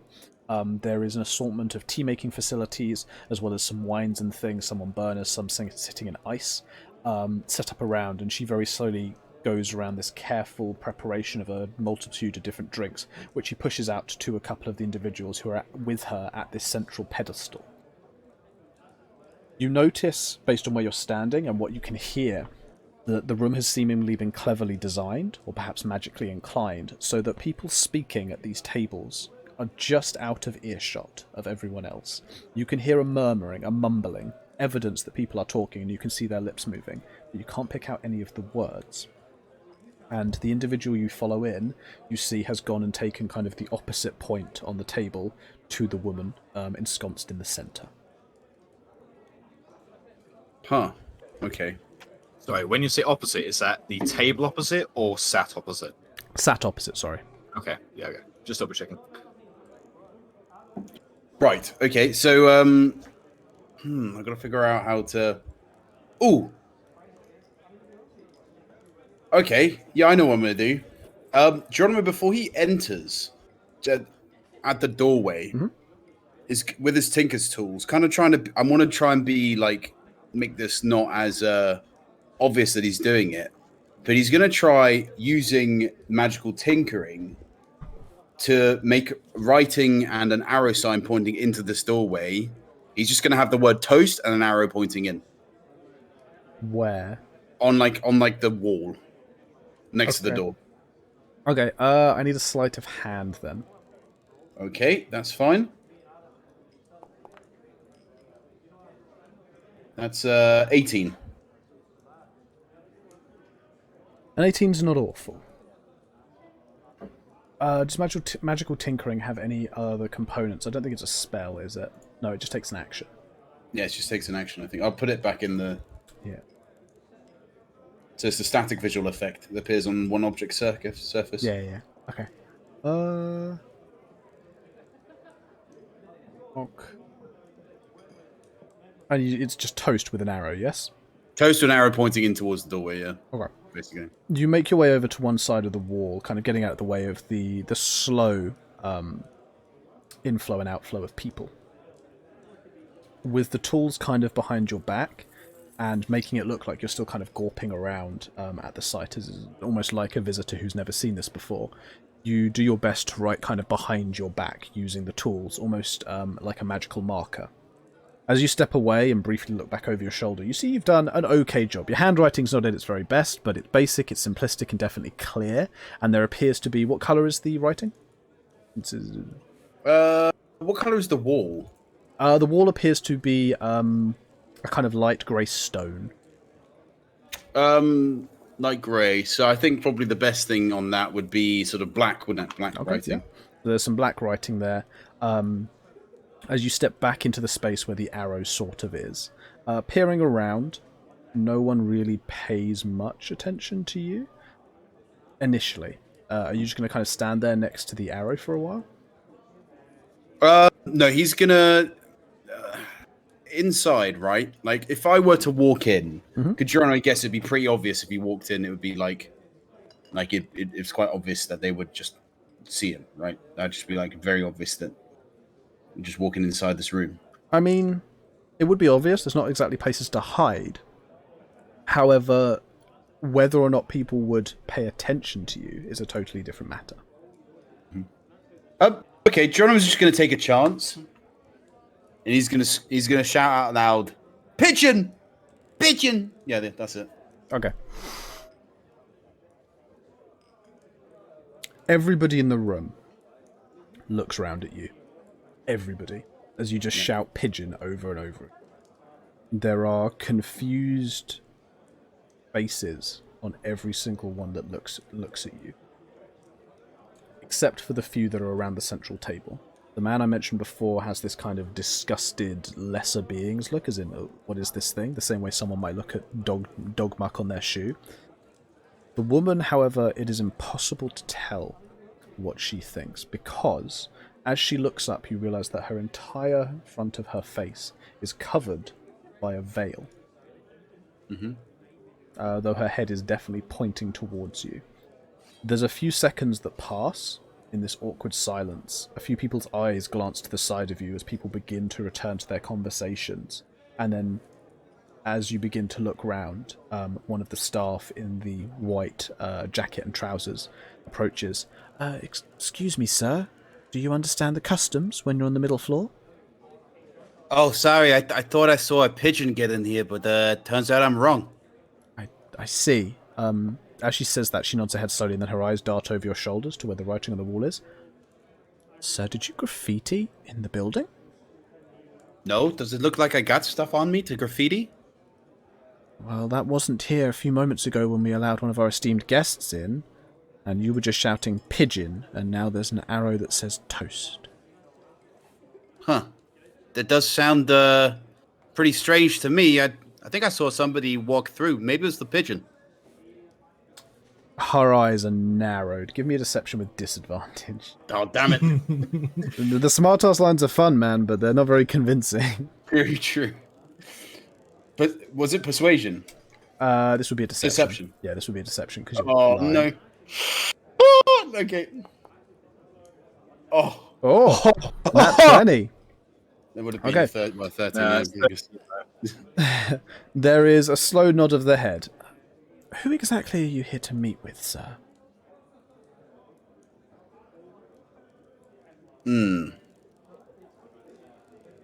Would I remember... Oh, I know. I was coming in here to meet with a fella called Argo Blinn. Blinn. Her eyes scrunch up slightly as if she's trying to almost scroll through a Rolodex in her brain. I can't say I've seated on Argo Blinn, but I can check the logs. And in the meantime, you're welcome to take a place at one of the public tables or leave. I could take a place at the public table. I do apologize for my outburst. Again, I'm pretty scared of those flying rats. I understand. What exactly was your name? You can call me Bartholomew. Bartholomew. That's an interesting name. That ain't my name. Sorry. I've been cursed with a sort of strange tongue. I can't even pronounce my own name. It's Bartholomew. There we go. Bartholomew. I see. Well, come along, Bartholomew. I'll see you myself. She gives a polite nod and then begins to lead you through the room around the central circular pedestal table and towards one of the larger ones where there's a few gaps here and there between groups of people talking. You're seated and then kind of left well enough alone.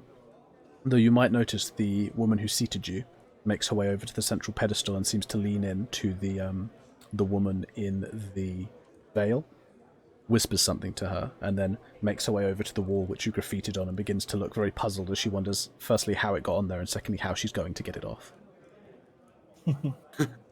But she can't. No, she can't. We then jump down to Brannon, it feels like it's been an age, who was approaching 4 of the uniformed guests, or sorry, the uniformed staff, correct? Yeah. He's going to get the sack out ready, have it in his hands, and going up to whichever one's closest to him, he's just going to, with his other hand, slap him on the back. Go, all right, I was told I'm supposed to meet you lot here. The staff member immediately flinches as you slap one of them on the back, before they turn, looking very peeved. Sir, what do you think you're doing? Well, I was supposed to meet you lot here when no one's come up to show me where to go. Another one steps in quickly as if to make up for his rent. Please, don't touch the staff. There's very clear rules about that. Sorry, I forgot myself. I'm just trying to make, sense of it. It's all very new to me, this.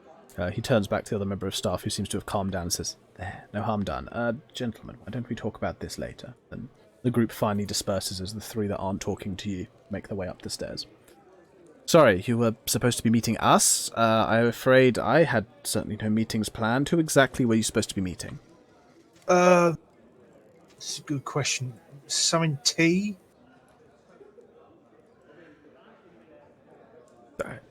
I'm sorry, that doesn't help. Something tea? Lady, I think. Lady tea? The lady? Oh. What was your name again? Orello Spine. I see. He seems caught in a conundrum for a moment as he looks over his shoulder and then back to you. And you're sure it's Lady T you're supposed to be meeting? Honestly, not really. All I was told is come here and seek out one of you lot with the thing on your back and the jackets. Ah. Give me one moment. I will check who the lady is supposed to be meeting. If it happens to be you, then get you seated immediately. You happy to wait just here? Yep, no problem. I'll sit down where you were. Excellent. They weren't sitting, but sure. Oh, sorry, I thought they were. Why does everyone assume everyone's sitting? I've specifically mentioned multiple times there are not enough seats or tables. It's a bar, man. This is a different one. Subvert expectation. He vanishes Start sitting up like the a stairs. square across the wall. Yeah. Look, the standard pose is sitting. We just have to accept that. You just have to squat in midair. He vanishes for a few minutes, returning shortly afterwards with a kind of sad shake of the head. I'm afraid you're not supposed to be meeting the lady. However, you said your name was Orello Spine. Yeah, that's right. There is another gentleman upstairs waiting for you. Oh, perfect. I knew it was here. That's all I was told. But he said that you should have a friend. Yeah. I'm gonna explain all that to him. There's something's come up. Of course, that is your business. Now, if you would follow me. Not a problem, and I'll follow him. He turns around and begins to lead you up the stairs as you emerge out of a side passage onto that middle floor, which Geronimo is currently sitting on. In fact, you could probably spot Geronimo on one of the public tables. And Geronimo, you would see the emergence of Orello Spine onto this floor being led by one of the staff. Would he have also seen Toast in their sign? Given the size of you and where it is, and because of the partitions and the walls that create these private spaces, he probably can't see the sign. Just because he's not going near the main entrance. He's actually led round one of the partitions and into one of the small alcoves where a table is set up privately. Okay. As you get there, Branham, Mm-hmm. sitting at the table is a figure who is dressed in all black. Leaning in the back corner of the space, heavy boots kicked up onto the table. On the table itself, there is a small metal. It almost looks like a tumbler. And from it, there is this faint wisp of smoke, as if whatever's in there is slightly acidic or on fire, or who the hell knows. The hood is up, and you can't really tell much about this figure, as they seem just totally still as you enter the space. The employee gives a little bow of the head, as if I've done my duty, looks to you to check if there's nothing else. I'll give them a nod. And then he just turns and departs very quickly. As you step into one of these spaces, you find noise from around the rest of the room muffled, as if you've entered into some kind of bubbled space that is more private. Okay. He'll take a seat and get the sack out and place it on the floor next to him. And then wait for the other man to talk. He doesn't move. The head continues to be angled kind of towards where you came in. Remains perfectly still and just watches out from under them. In that case, he'll pick up the bag and again, using the table to hide his movement, cast minor illusion, which doesn't have any vocal, on the bag to make it seem like more like one of those eggs on the interior, and then place it on top. Okay. You do this and then pull out the item, which looks like the egg, and place it onto the desk, you said, yeah? Yeah, he's keeping it in the bag. Right. He's just kind of opening it, showing it, and then leaving it there for a moment before closing it again. Okay. The bag is shown to the stranger. It's light, isn't it? It's glowing slightly, isn't it? Or it has like the light it's glowing there. slightly. As that happens, the light illuminates the face or the hooded area of the figure. And in that brief moment of flash, you see straw. Straw? Yeah, like a scarecrow. I'm going to continue as I was, as if I hadn't seen it. Okay. But also try and look around above and see if...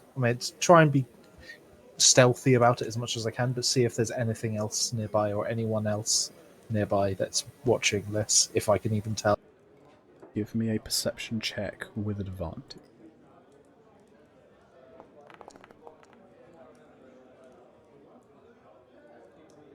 That's not great. That's a 7. There does not seem to be anyone or anything in this room with you.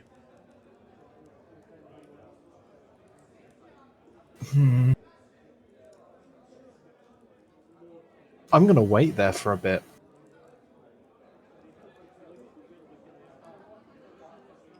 Okay, so you're just going to sit quietly and look towards the air just for a couple of seconds, like just in case anyone drops down. If literally nothing happens, then not in those couple of seconds, no. Okay, in that case, Orello is going to step forward and give him a little shove. The figure that's made of straw. Yeah, and as expected from such a figure, it falls over to one side, the hood kind of collapses slightly, and you see what looks to be literally a scarecrow head kind of fall out of the front of the hood, as the whole thing just collapses, clearly supported only by how it was positioned sitting there. As you do that, there is a hissing from the rafter above, turning your head and dropping down totally silently. A rather lithe, feline-shaped humanoid would stand upright and fold its arms as it looks at you. I'll look up at it, give it a brief nod, and take out the bag again. We had a bet on how long it would take for you to realize and investigate it. Well, it wasn't exactly a nice thing to do. The tabaxi steps a little bit closer, and as she does so, you can see that she is wearing these kind of mottled grey, tight-fitted leathers that seem to distort her outline slightly in the shade, as if they were designed for being able to hide in shadows. Though in gaps between the pieces of armour, you can see this fairly long, spotted white and mottled fur. She stares at you with similarly grey eyes. Says, "You're Orello? Yeah, that's me.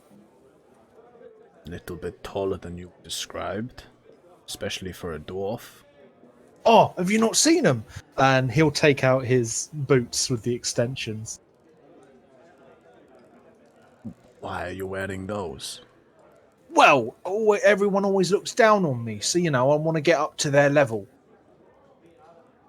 Given that this tabaxi is a few inches under 5 foot as well, like she's short even by human standards, she gives a slight shrug, struggled with that one, before saying, "I suppose, but it must be hell to run in." You'll be surprised if you got like eels or anything, maybe, but because these are flat, they're not that bad. Plus, if you want to, stamp someone's head in, it's got some nice stuff. If you have eels, you keep heels. Oh, long bit at the back. Yes, I understand heels. I understand eels. Still, I'm not making fun of your accent. Just as well. Still, have you got what you were sent out for? Yeah, that's what's in the bag. It's glowing. May I take a look? Yeah, sure. And he's going to make sure to, underneath the table, cast the illusion. You're standing. You got up to you got up to shove over the figure. I assume you didn't do that while sitting. Has it been a minute since I last cast it? Probably. In fact, yeah. He'll sit back down then and cast it on the table as he pops it on the table. So you're gesturing and moving with your hands. Yeah, so sit back down, one hand underneath the table, the other one holding the bag, popping it up. Okay. Okay, so you pull it over, and again, the illusion is still intact. At least it's there. She leans forward to peer in, and then begins to reach forward to take it out of the bag. Oh, be careful. I know exactly what it is you have brought.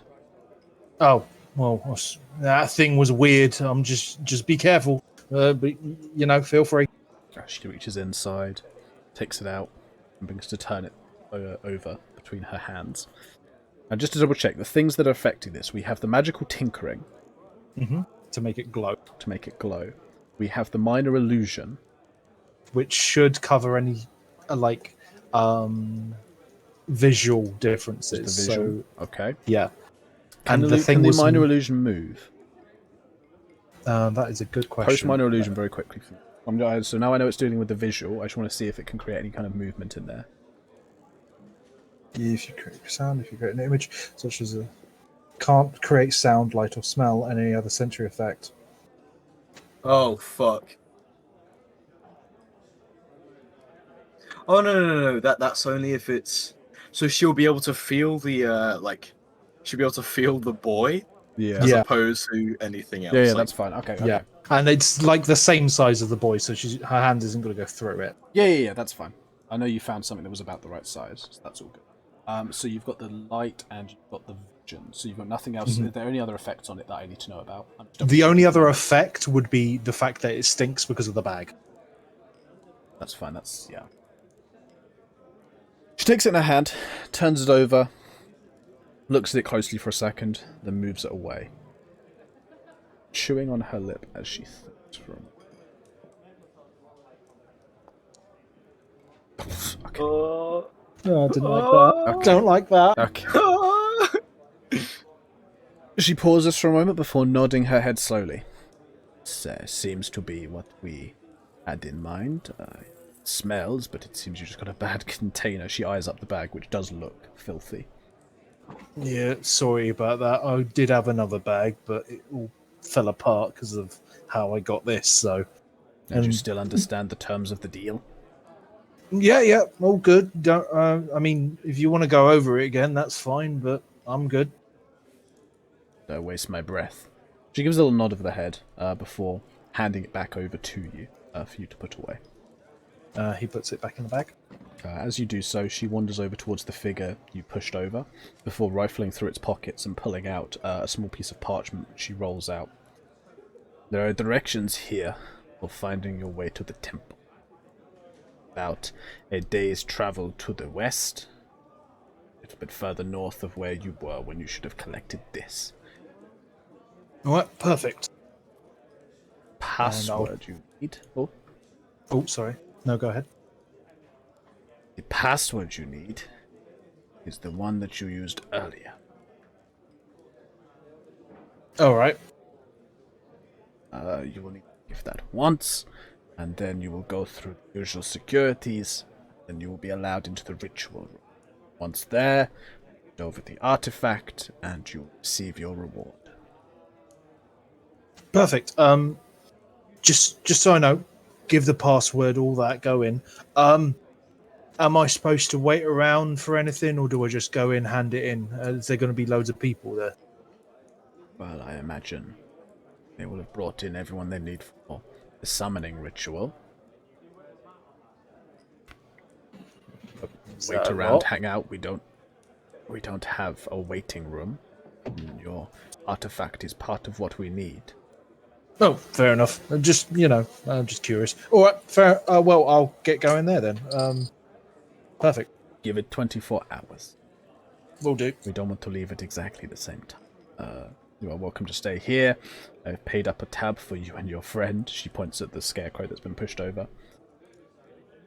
That should get you some drinks through into the night if you want them. I'll take you up on that. Anything else? No, we're all good. Got the map. That's the main thing. Excellent. Then, until I see you again, she holds out one of her clawed hands to shake yours. Do I see this, by the way? Am I witnessing No, this? you wouldn't be able to witness this because of the alcoves and the kind of rooms this creates. Cool. I'll go to shake her hand. I have to ask. Mm-hmm.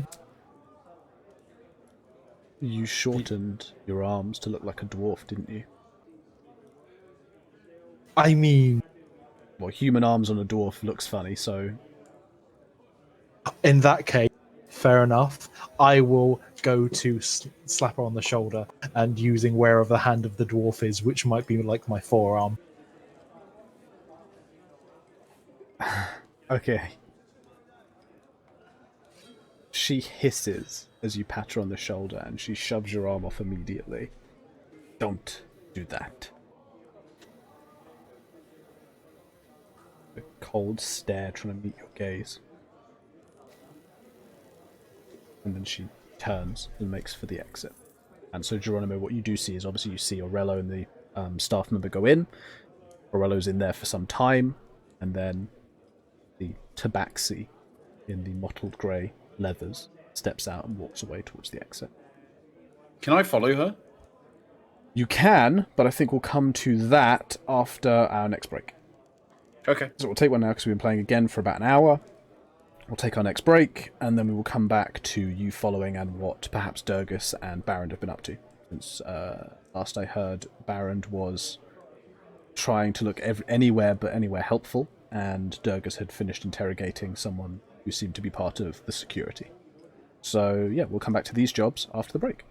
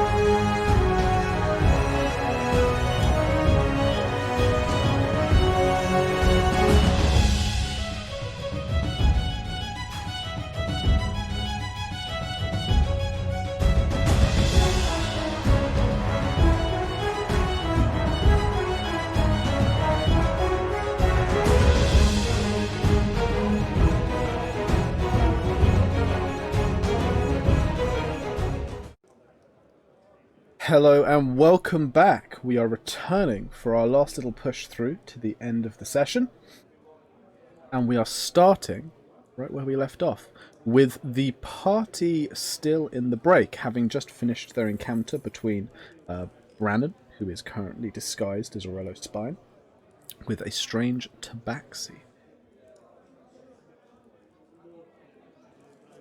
Now I know that Geronimo was intending to follow the figure who is leaving, but before we go there, we're instead going to jump down to Durgus and Barrent, who I believe we're in the process of reconvening. I think so. Yeah, I so think so. yeah, Barrent had taken a position by one of the kind of supports or pillars down in the basement, whilst Durgus was in conversation with this figure who seemed overly interested in Barrent. And Durgus had finished his conversation and was now making his way back over towards Barrent, who has been standing very conspicuously on his own without a drink. Oh, yeah. Dogs would go over to him and sort of... He wouldn't stop exactly where he was. He sort of gestured for him to continue on and obviously to like sort of follow him as he tried to find, a bit of a quieter corner, hopefully out of sort of eye shot or not eye shot, sort of out of the possible gaze of those he'd just been talking to. Mhm. As he obviously sort of pulls him to a bit of a stop.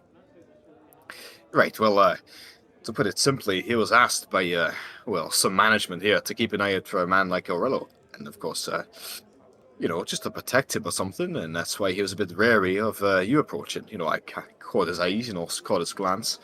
Which means, someone here's expecting our white-bearded friend. Speaking of which, have you been keeping an eye on him? Well, he seemed to have gone upstairs, so Well, you didn't bloody tell me.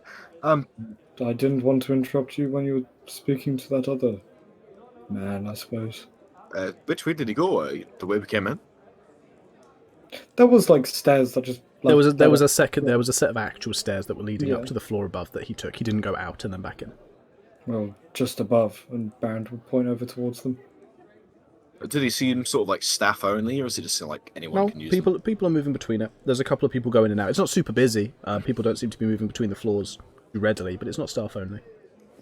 Yeah, I think Durgus was quite hastily, not dragging Baron, but sort of gesturing quite quickly for him to follow, would make his way upstairs. And I assume he'd see Geronimo? Yeah, given like the time dilations and stuff like that, you'd probably see Geronimo as Geronimo was pushing himself up to leave. Geronimo was standing at one of the public tables with a few other people, though he didn't seem in conversation with any of them. Geronimo, you'd be able to see Durgus and Barrent appearing through the doorway from below. Okay, Geronimo wanting to follow the tabaxi would kind of head towards that way. Does that put him in the same kind of like en route to them? No, they're kind of coming from the side out towards where you currently are. If you were to follow the tabaxi, you'd have to go away from them. Okay, yeah, Geronimo's going to follow the tabaxi. Okay, so you spot Geronimo. Geronimo definitely spots you, and then Geronimo walks off. He's going to nod towards them as he walks. There you go. And he sort of peers was, what the bloody hell is he doing? Look, well, I assume he's going after something, so let's just, ease back for a bit. Thanks for keeping an eye on him. Have you Brandon will seen- also pop his head out to look around, see if anyone's there after a little while. Orello's spine sticks his head out just as Geronimo walks past. Well, that answers my question. And Barrent would kind of gesture for Orello to come and join the rest of them. And he's going to gesture back since he's in the private area. Yeah, and then he'd probably take a moment to look between the door where Geronimo's just walked out and over towards the private area before going over to Brannon. Durgus would, obviously seeing Brannon / Orello stick his head out, would quickly turn his gaze towards Lady T, and of course the strange, mysterious rich man who she was with. He assumes obviously this is the lady, and seeing if she maybe peers up to glance, or if it's impossible or possible to tell if anyone's actually paying attention to Orello now that he's sort of here. Certainly her head doesn't turn to look at Orello, air quotation marks, as he pokes his head out. She seems in some kind of quiet conversation with the wealthy man with the scrolls. She just seems to be pouring him what looks to be a steaming cup of tea, though she adds a few drops of some kind of essential oil or something as well to it. Okay. And sort of a little wide-eyed towards Orello, who sort of goes back into the private cubicle. Durgus would sort of alongside Baron move to, I assume, move inside. Okay, so Geronimo is left to tail the tabaxi alone. Oh God, that's not a good idea, is it? I'm just letting you know what you would know would happen. That's all. Yeah, I'm just summing it up. No, I think Durgus would gesture towards Baron. Go on there and bloody find out what he's done. I'll bloody see what Geronimo's up to. That's what I was thinking. And he'd continue to go meet up with Brannon. Okay. So we have Geronimo slightly ahead of Durgus as they tail the tabaxi out through the front doors of the building, whilst Baron and Brannon head off into this private cubicle which was left for Orello, air quotation marks. I think we'll start with the conversation first, since that's going to happen kind of immediately. So, Baron, you step into the kind of cubicle area that has been divided off with the dividers. As you step inside, you get that same kind of sensory blankness as you seem to step into what is a kind of like a sound bubble. The voices outside become much more muffled, everything becomes a little bit quieter, and you see Orello standing next to a table, and what appears to be a collapsed scarecrow mannequin wearing a big old black cloak and hood. Orello will sit down next to the scarecrow and like wrap one of his arms around it and go, "You like my new mate?" You don't really need to keep up the whole Orello thing. Did you find out what you needed to? Yes, I've got a map and everything. And I thought the act was fun, sorry. Oh no, it was fine, but it's just a bit odd. Fair enough. But yes, curious situation, but I've got a map to a temple. A temple? Is it nearby? Not too far from where we actually retrieved the egg, he says, pulling quotation mark. Yeah, to that Baron would look a little confused. And do you know where Geronimo's off to? I imagine, knowing him, he's probably following the woman that I was just chatting to. Right, well, we should probably catch up then, because Durgus is following him. You do that. I'm going to stick around just because I don't want to draw attention to us suddenly running off and her getting the impression I'm doing what she asked me not to do, so I'm going to stay here. Right. If all goes wrong, meet back at the ship? Yes, I'll be here for maybe half an hour and then I'll head back that way if I don't see you guys. Okay, and then Baron would make his way out to try and catch up to Durgus, or at least have him in vision. Okay. Now, as I understand it, Geronimo and Durgus, you wish to track this tabaxi unseen, correct? Yes. Could I have stealth checks then, please? Oh, This will be individually based. Can I get advantage because I'm further back? You know what? You can actually, yeah. That's a fair observation. But that means for any situation, you will be delayed by, however long. I figured that'd be the case anyway, so... Yeah, that's all good.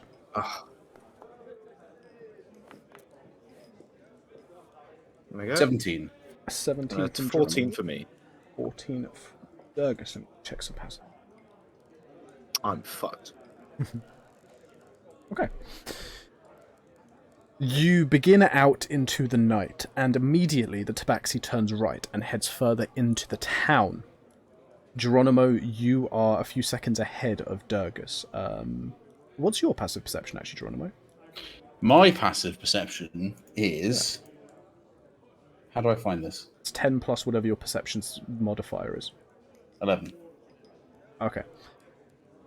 So, Geronimo, you don't actually know if you're being followed by anyone else, since Durgus, even that 14 is enough to take you above his passive perception.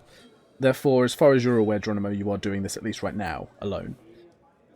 You skulk out and begin to move between the crowds. Your small stature and general light-footedness seem to lend itself to your benefit as you continue down the still busy streets after the tabaxi, who actually is somewhat easier to track because she sticks out a little bit because of what she's wearing. Other people don't seem to be dressed nearly as roguishly. They're far more in their fun and fanfare outfits. She follows the main route down towards the centre of town before stepping into the tavern which you have been in before, the Salt on the Breeze. You notice as she approaches the bar, she seems to get into a brief conversation with one of the waiting staff before heading up the stairs.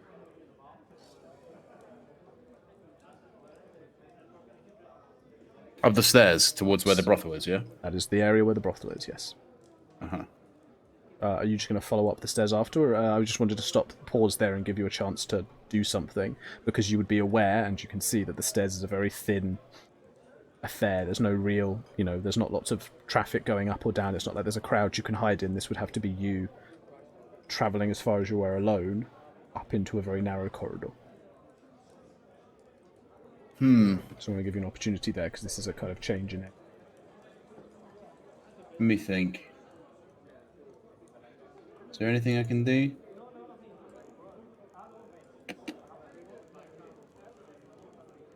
Not really.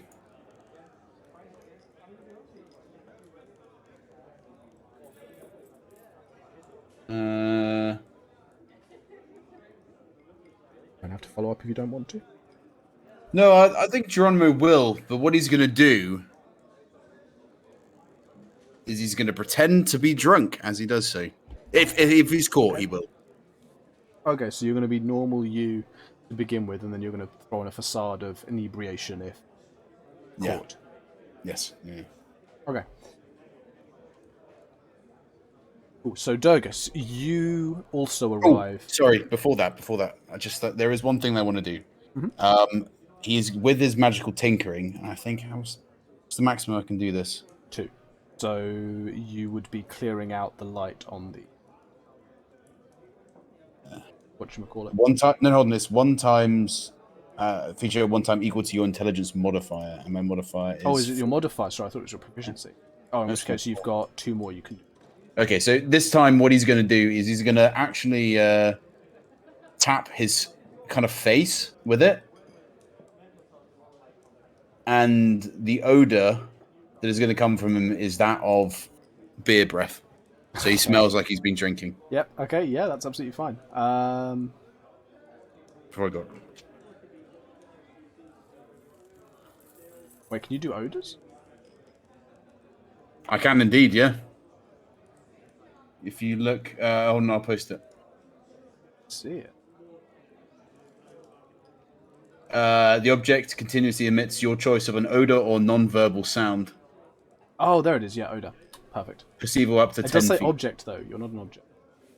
Is it in my face? Oh, okay. Do I have any? On your collar. Oh, the You can put it goggles. on The your clothes. goggles. Oh, the goggles. Yeah, that's fine. I just wanted to make sure that just so you're aware it's not on you.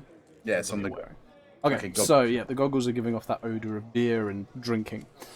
So, Durgus, you arrive some few seconds after Geronimo, just in time to see him kind of stop, tap his goggles for a moment, clutching his tools in one hand, and then he skulks up towards the stairs of the brothel. You haven't actually seen the tabaxi go up that way, you've only seen Geronimo head up that way, still seemingly in chase, as you two arrive at Salt on the Breeze. Are you going to follow up after Geronimo, or are you doing something completely different, or what would you like to do?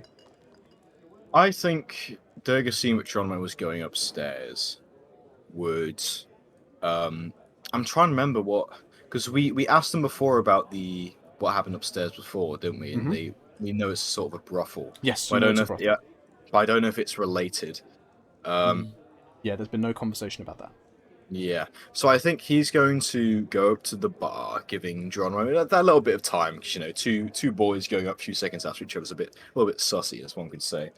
So he's going to go up to the bar, sort of give a bit of a curt nod, assuming it's not completely rammed, and try and get the attention of one of the bar people. Yeah, absolutely. There's a brief pause before a barkeep runs over to you. It looks to be a female elf. She is a little bit nervous. It looks like it's perhaps her first night. Her uniform is still very crisp and clean, though there's already spots of stains and things all over there. She kind of looks you up once and down before saying, yes? Hi, hello. Sorry to be a bit of a pain. It seems like it's one of your first shifts, but do you know if this is where we talk about the girls upstairs? No, the madam is at a stall at the top of the stairs. You can talk to her about that. Oh, yeah, brilliant. Well, if that's the case, could I get do you do any ales? Yes, we do. Is there a particular type you want? Darkest you can. Darkest we can. Oh. Wow. She pauses and laughs for a moment. Or she says, well, we could do that, or we've just got something new in. Oh? That you might want to try. It's called Giggling Brew. It's an ale, and it's dark, but that's not its main selling point. Does it make you giggle? She nods her head. Well, it's been a while since I've been in hysterics. Go on then. How much do I owe you? For the Giggling Brew, that's 5 coppers. And where exactly does this come from? Do you know the brewer? It was actually a recent delivery off one of the ships. I believe it was destined for... She pauses for a moment as she thinks. I think it was supposed to go up to the Occupal for a party. But she leans in closely, as if this is some kind of open secret. But they managed to get one of the casks off one of the ships, a little bit under the table. Off the side. She nods her head as if, this is someone who understands. Aye, well, I must admit, I've been in the brewing industry myself. I've never heard of something that can make you giggle, so go ahead, fill me up. Apparently it's supposed to be magic, she says as she shakes her head. But magic in brewery, I don't know, not my business. As she says that, she moves off to a very small-looking cask that does seem relatively busy. In fact, and as she pours out a small... That's actually like a half flagon rather than a full. She returns it and places it down to you. I'm sorry it's not the full, but we haven't got enough to go around if we did the full every time, and this is the only barrel we've got. Sell them pretty quick. Aye, that's fine. She gives a nod, and obviously you paid already, before making her way away, looking for another customer who is already, sidled up. And he's, if possible, he's going to sort of take the cup. And just how full is it? Like, is it still a full mug, but it's half full, or is it a half, pint kind of thing? No, the mug itself is half-sized, and then it's filled to the brim. Okay, yeah. I think he's going to pour a little bit on the ground so it's not completely to the top, and then if possible sort of stuff it beneath his clothes, using the same sort of binds he used to keep his book in place. Just sort of have this there, tries to keep it relatively steady so it's not sloshing around. Just keep it on him. Okay. Are you trying to hide it there or just stow it? I think just stow it. Okay. I won't require a sleight of hand or anything then. Strapping yourself up with that stuff is very easy. However, I'm going to say that you are at half movement if we end up in any where situations where that matters. Yeah. If you're intending to keep it level. If you don't care about spilling loads of it, then you can run as fast as you like. But whilst you are trying to keep it level and not spill any, you're going to be at half movement as you just kind of carefully balance it. Yeah, that's fine. I said. Okay. So as you order this drink and get this all sorted, Geronimo, you've made your way up the stairs, and immediately you are spotted once more by the kind of crotchety old goblin lady who looks down at you past her very long nose through her round spectacles and gives this leering grin with her missing teeth. Back again, are we? Oh, yeah, always back. Did you notice the tabaxi anywhere? Not while you're still climbing up the stairs. She's looking down the stairs at you. The tabaxi? No, the goblin.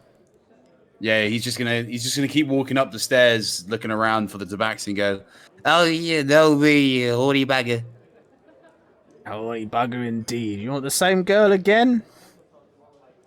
He's gonna get to the top of the stairs, and does he see where the tabaxi went? Yes, you just see the kind of rear of the tabaxi vanish inside the room opposite Destiny's or Kazi's. Or Kazi's, sorry. Okay, cool. He looks towards the old crone, and so rude. Sorry, and nods his head and goes, "Yeah, same girl. Yeah, you know how it is. 2 gold. 2 gold. 2 gold. These are peak business hours. what about a discount for a returning customer? She looks very closely at you. You got a card? What sort of card? Nah, don't worry, I'll just pay it. That sounds like the best thing to me. All right, pay up. Yeah, he's gonna give her 2 gold. Oh my god, Geronimo is sad. 2 golds are paid. She then gestures down the hallway. You know your way. Destiny will see you now.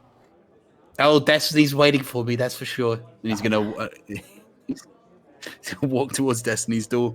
Ate with Destiny, one Destiny's door! Sorry. It's alright. You make your way down. You have, I assume, a quick rap on the door. Mm-hmm.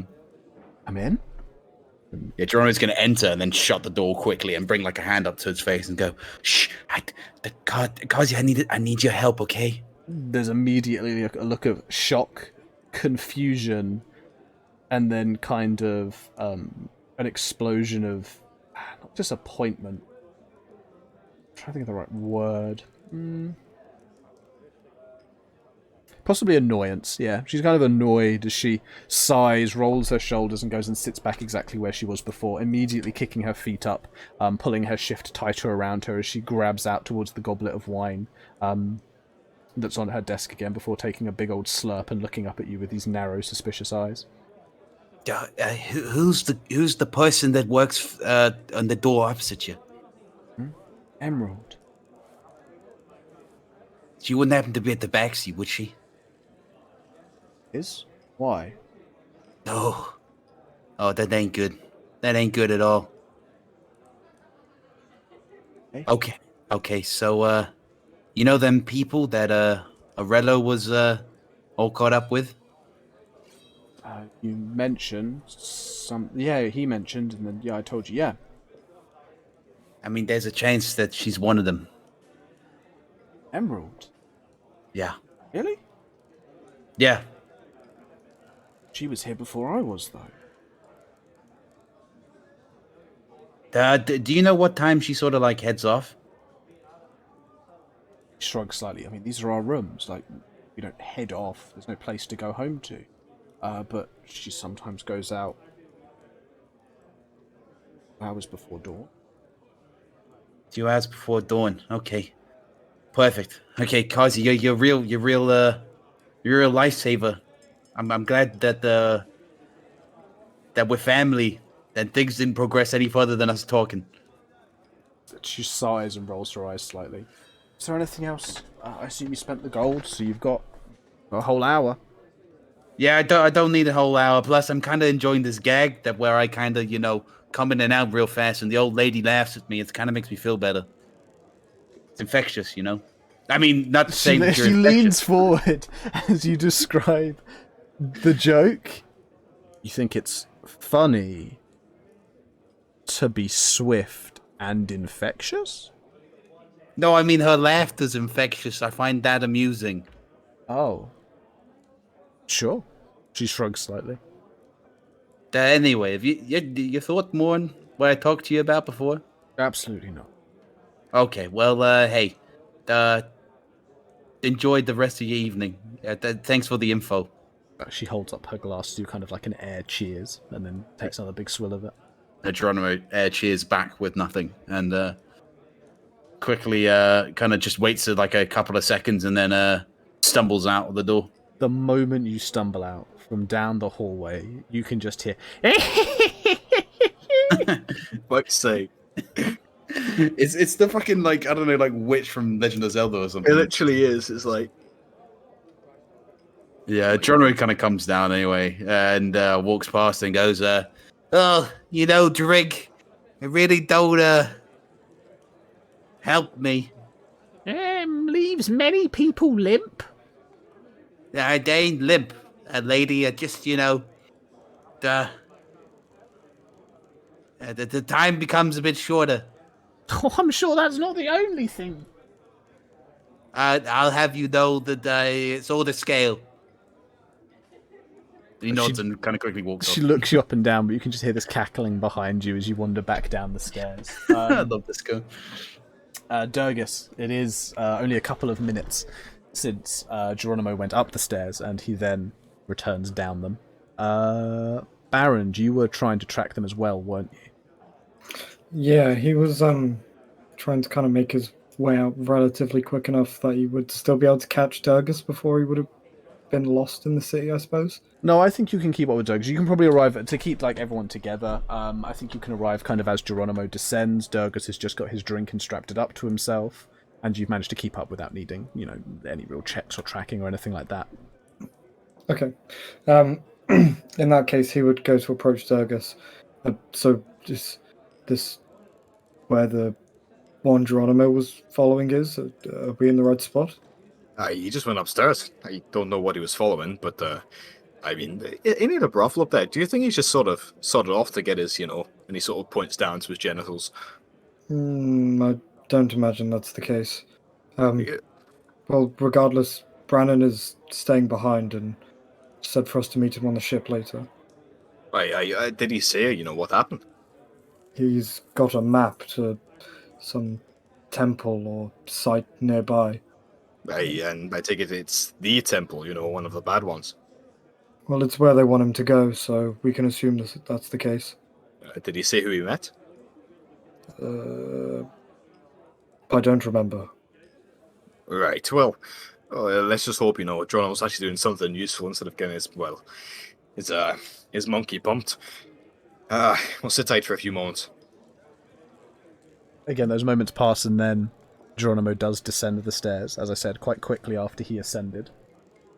Yeah, what he's gonna do is he's gonna dispel the kind of drunken goggles smell immediately, and noticing the others are there, he kind of like looks a bit aghast and then walks towards them. Please don't tell me you're here for, just them. No, but I've got some real good information. So, turns out that the person that Hatsi was speaking to inside the bar, I somehow managed to get inside. Basically, I saw a load of kind of like cultisty-looking people go in, right? And I followed them in, and then I went to the middle room, and I almost caused a scene trying to let you guys know. I shouted pigeon multiple times, by the way, but you didn't hear. So, anyway, I go in, and I watch, essentially, Hatsi go talk to that, disappear into some sort of private thing, and eventually out comes this it's kind of tabaxi chick. Anyways, I follow her, and she comes here, goes to the door opposite Kazi, my cousin. Turns out she works here, and her name's Emerald, and that she leaves sometime before dawn.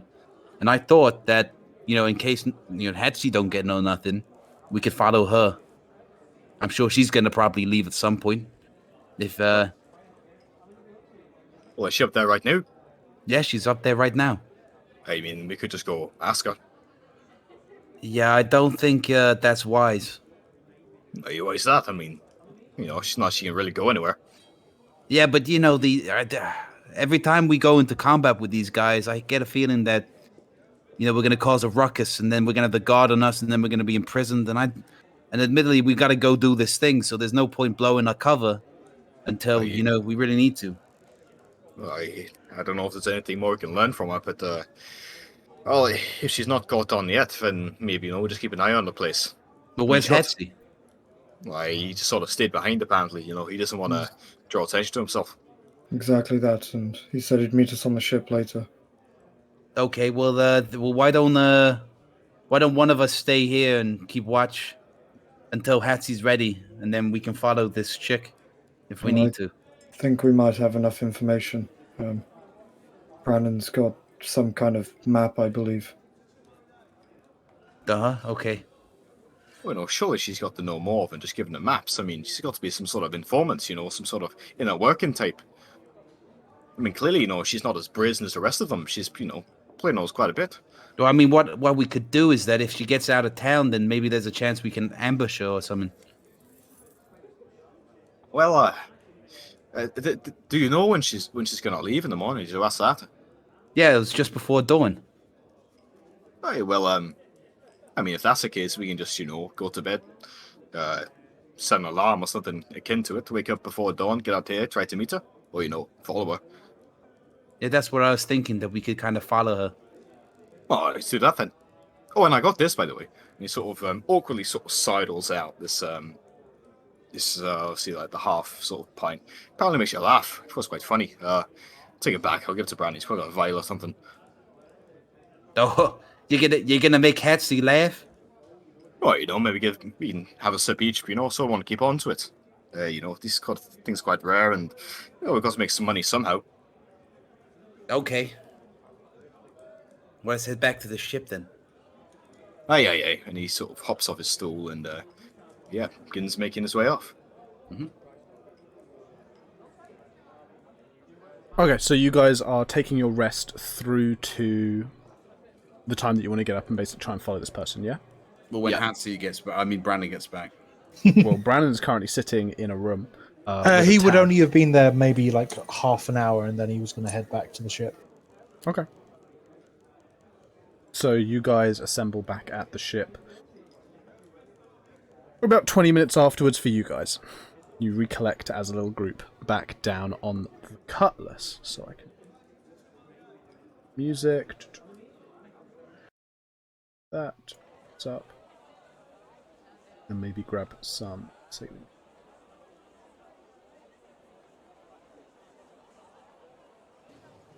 Okay.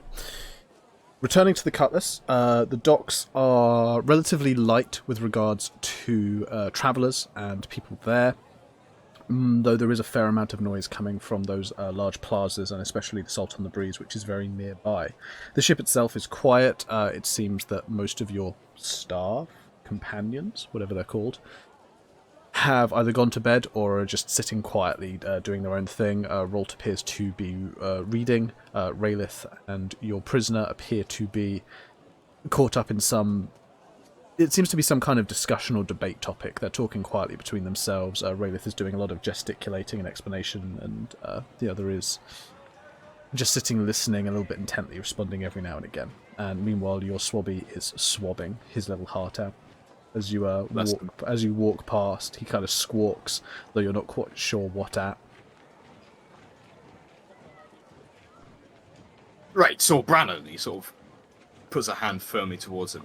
Tell us exactly what happened. Well, I went in, obviously, as Orello. He's definitely not Orello right now. And there was this figure sitting there, waited a while, didn't do anything, poked it, turned out it was made of straw, and all of a sudden this tabaxi jumps down in front of me. Apparently they were playing a prank. But anyway, she gave me this, and he takes out the map, puts it down. Apparently there's a temple nearby to where we saw the eggs before, and they're planning on doing some kind of ritual, which they need the egg for. There's probably going to be a few there.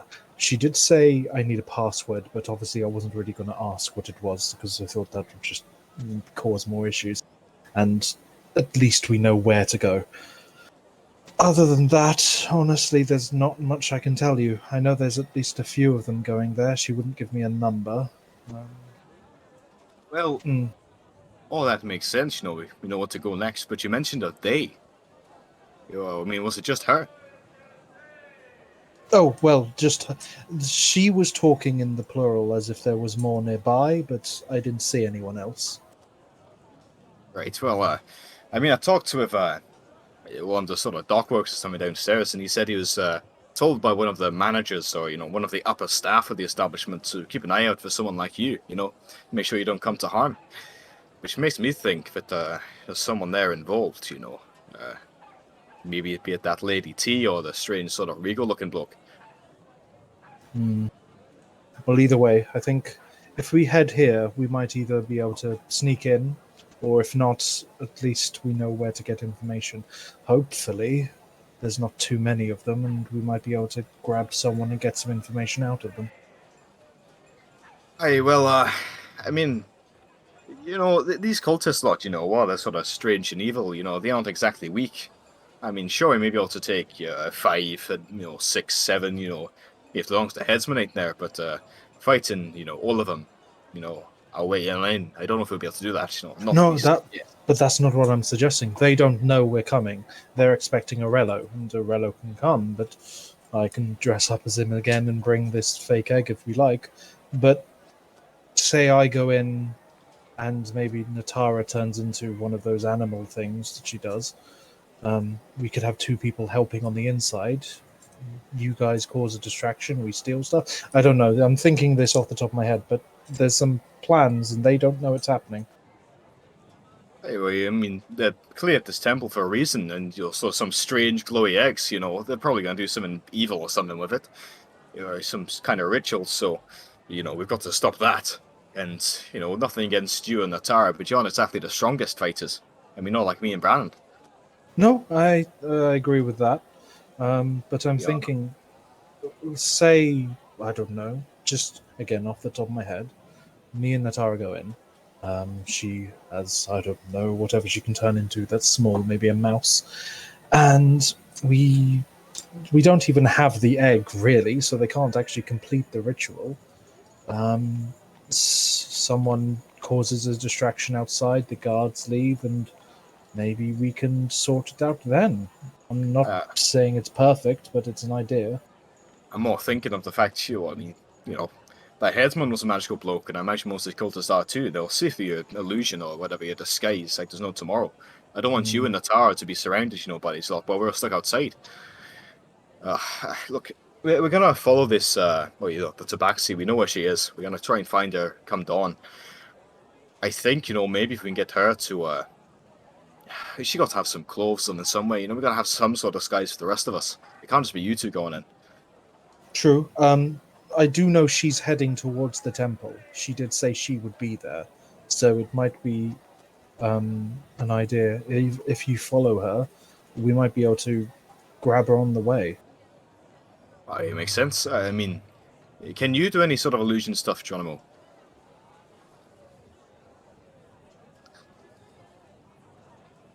Well, apparently he's very quiet, right? He's falling asleep. Geronimo's busy considering the conversation he's had with his cousin in the brothel.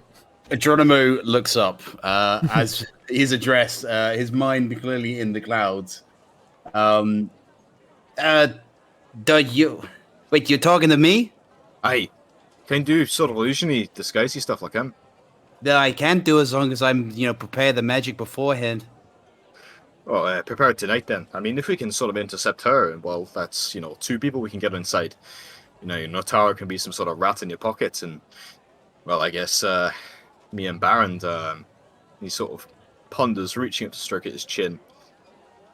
I mean, we could be your prisoners. Good work. Probably not well, but, I mean, they'll recognize us surely, especially if the headsman's there.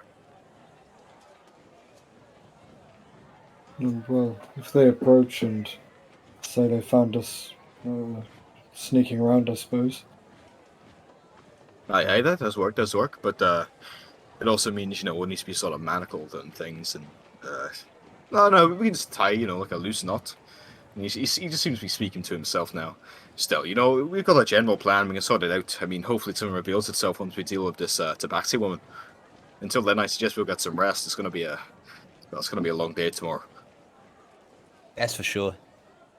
Oh, and Brannon, and he sort of quickly reaches down as of last minute, sort of pulling out the, I imagine, slightly, I don't know, because ales aren't really fizzy. It'd be relatively still decent condition. He offers this strange sort of like half pint forwards. I don't know how good you are at these kind of things, but they've apparently made this new brew which makes people laugh. I ain't really the magical type, and I just want to see if you can sort of replicate this kind of thing. How long has it been since we left the bar?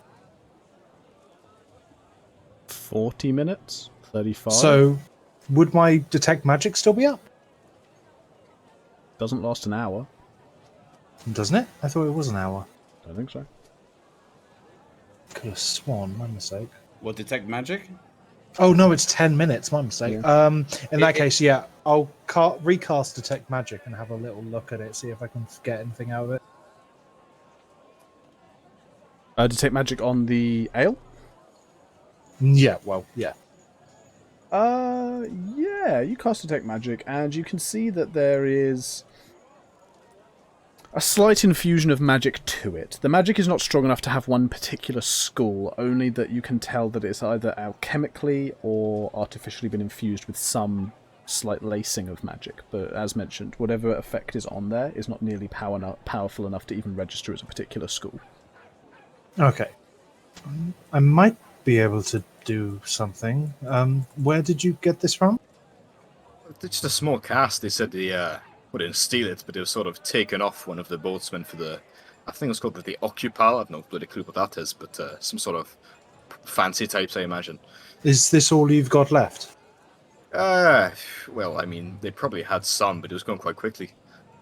Well, between me and Natara, I'm sure we can bring it back and discover what's actually used to make it. But yes, possibly we could probably make this. Could I ask if we keep that so I can look at it and you don't drink it? Oh, yeah. I mean, I was asking you to put it in a vial or something. Let's keep it fresh. Well, fresh-ish. Actually, that's not a bad idea. And Brandon's going to take out the 2 of his empty ink pots that he's washed out and fill it full of the ale.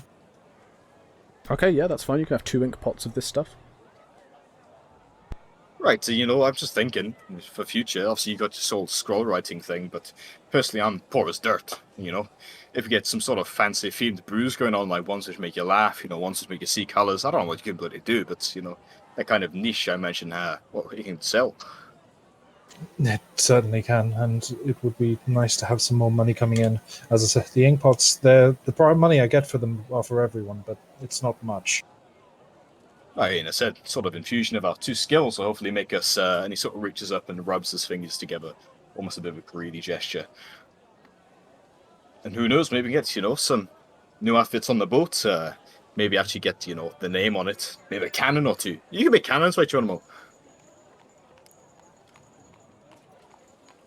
Geronimo once again is lost in thoughts about his whore cousin. Mm-hmm. Geronimo doesn't respond. Okay. For fuck's sake. Geronimo, can you make some tank things to shoot at the ships? Tank things to shoot at the ship? Oh, like you got a little bugger, just make a big bugger. We can stick it in the middle of the ship and it can just sort of just blast them apart. Do you think, could Geronimo do this? So you're trying to blast apart... Could Geronimo build a fuck-off huge cannon in the middle of the ship? Where are you trying to set it up? Just in the middle of, like, the deck? Yeah, like a cannon. I guess on a ship. I'd let you start. Like, this is more of a project than just something you could do in the few hours you've got. But 100% I would let you begin to formulate and put together an expanded version of shooter tank to become a cannon that you have just sitting in the middle of the deck on top. Oh, I'm going to come up with an even better name. Dude. Bazooka. You're gonna really have to work hard to make that work. He's gonna make an RPG. Oh, I love that. Rocket propelled Geronimo. Yes. Oh, small Geronimos, and then he needs to make Geronimo into. He just carves little Geronimos out of metal. This is where this just turns into a pirate campaign. We become the next Bane of the Seas. With our fucking big fuck off cannon. Absolutely. But that 100%, that's a project you can start working on, but it probably would be a project that would take multiple sessions and time to work on and stuff like that. It wouldn't be something you could just do in a couple of hours. Yeah, Geronimo kind of looks at them and goes, it ain't something that I could do in a matter of hours. I could definitely work on it as a project, for sure, but... Well, what I'm saying is, next time we meet that, the Reginald fella, I mean, if he just, be on the shore and he's on the... Well, we're in the ocean, he's on the shore, and, we've got the giant bully thing to blast him with, we can sort of return the favour.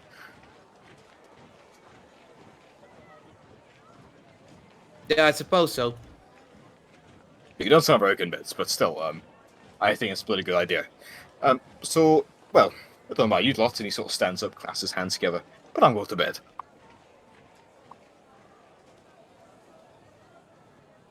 Seems very few people care about this information. Geronimo nods and goes into the bedroom because they're in this. Oh, okay, they're going to bed together. That's sweet. Oh, God. Okay, so you guys are chilling out and basically taking a short rest because this wouldn't quite be a long rest. Can I until- use my arcane recovery, please? Yeah, of course you can. Until a few hours before dawn to then go and see if you can grab a hold of this tabaxi somewhere. Yes. Excellent. Okay, yeah, so you can have a short rest. Obviously, Brandon's using his arcane recovery. I don't know if anyone else used any abilities. No, I didn't. No, so I don't imagine I you've got anything to recover, but if you have, just check that. The dogs are going crazy at the bottom of my garden. Woof. Literally constant.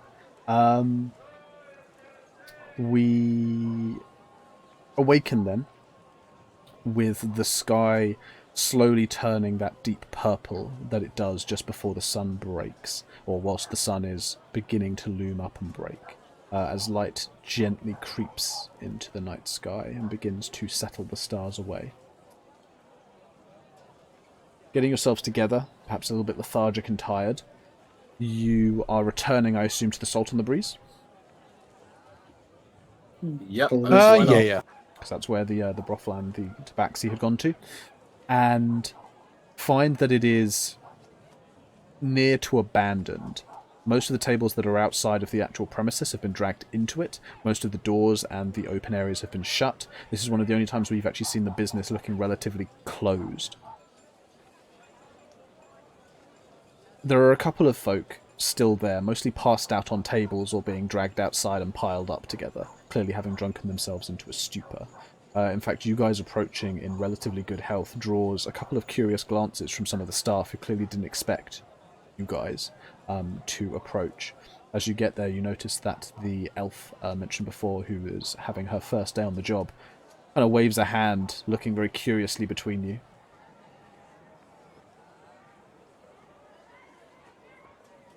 I didn't expect us to get this close, but it's fine. Did you want to go further away?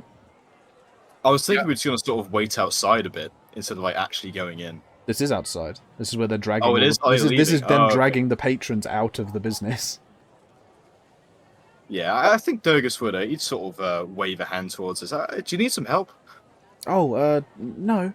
I think we've got them. There's only one or two left in there. We didn't have too many throw up this evening, and I was told there'd be more. Oh, that's a good job then. Sorry, hello again. So we're just on a bit of a morning walk. Very early morning walk. She looks up at the sky, and to go home and sleep for the next hours. She just shrugs slightly. Hey, well, I wish you well. You're not coming in, are you? We're closing up. No. I mean, it's just passing by. Oh, okay. And with that, she gives a little nod and turns back to her work. And there's a few more minutes, maybe 10 or so, as they continue to drag out patrons and pile them up outside, before eventually they start to pull closed shutters and doors and things like that. Eventually the last of the staff locking up the front, turning, and then moving off in little groups and huddles down alleyways and streets. You assume heading home. The place looks very, very dark, though you do notice on the next story up, a few of the windows still have, you assume, lights or lamps on, as there is a soft orange glow coming from those rooms. And just to sort of, fill the act, Durgus would make a few laps of the tavern, until everyone was sort of gone, before sort of meeting up with the others. Right, well, I think we should, sort of spread around the square, different alleys between us, and, follow. Yeah, what are we gonna keep going with the pigeon noises? Is that what we're gonna do to let each other know what we're gonna do? Because I feel like we're just gonna end up split up, Oh, we can all just stick together then, Go to an alley where we get at least a decent view of the inn. And we could go like a, that sort of noise, What is it with you and pigeons? I'm not gonna lie, you bring them up a lot. Yeah, because they're pretty annoying flying rats, and it's just they're quite obvious noises. Fair enough. I mean, surely we can try and keep each other in eyesight as well. Right, just sort of make hand gestures and things. But I mean, we can just stay together, We don't need to be split up as long as we get a decent view from where we are. I mean, if you like, I can follow them with Frederick again. He can see in the dark, and that means I technically don't have to leave you. Just pick me up and carry me. Sorry, what's Frederick? My owl. Oh. And he clicks his fingers, and Frederick appears on his shoulder again. Oh, I bloody forgot you had that. Well, I mean, that makes it easy. Why don't we just follow him with that, and we just catch up to her when she's out the city? Question: does he actually have a limit on distance? I don't know. I believe it is up to 1 mile that you can share senses. Okay, I will cool. double check that for you, but I believe it's 1 mile that you can share the senses, and then outside of that, you kind of lose that connection. He's still alive, and he can still follow orders, but you lose the telepathic bond, you lose the ability to be able to have that senses there, and so he kind of, he goes out of your radar, if you will, and then once he re-enters that 1 mile, you can sense him, you can share emotions, you can do all that malarkey again, but I think the 1 mile is kind of that detection range. Okay. Well, I can't do it forever. We have to kind of keep relatively close, within a mile or so. So maybe you could, as I said, Baron, if you would be willing to carry me, then I'll tell you where to go. Obviously, I won't be able to hear you or anything. I also need to interrupt. My 1 mile was way off. I just realised it's 100 feet. Wait, really? Okay. Yeah. Oh, fuck. Definitely It's a lot moving closer. a lot more. Sorry, I thought it was. I thought it was. fine. I thought it was a mile, but I clearly must be thinking of something else. It's 100 feet in which your connection maintains. Outside of that, you then don't have that connection, though it still will obviously exist and live and follow whatever orders you gave it. So if you tell it to track it, it can go as far as it likes. Just lose anything about it after that 100 feet. Well, I mean, yeah, we just carry you, keep the distance we need to, and well, hopefully she'll be all fine. Okay then. He's gonna sit down and go. Just remember, I won't be able to hear you. So if you really need to talk to me, just give me a good slap. I mean, can you feel that? I can feel anything, but I mean, I don't really want to go by you just tapping me, especially if he's carrying me. I could get that every 5 seconds. Well, like this, and he just goes to quite firmly slap him across the cheek. Ow! Maybe not that hard, but yes. All right. You just got to gauge, Sorry. Just give us the directions, and I'm sure we'll follow them easy enough. Fine. And he'll sit down and go into Frederick, who will then immediately try looking for our quarry. Okay. So you guys are hiding out in an alleyway, but definitely fully out of sight since Frederick is the one with your visionary eyes. Yeah. Perfect. Okay. Frederick has... What does he have advantage on perception-wise? Because I feel as he has have loads. So he has... Oh, sorry, I'm just trying to get it up. Where are features? Keen hearing and sight. Advantage on perception. Yeah, so checks, advantage hearing on and sight. perception. In which case you can make a perception check with advantage. Nice. Nice. 14. Okay. Not great, but hey.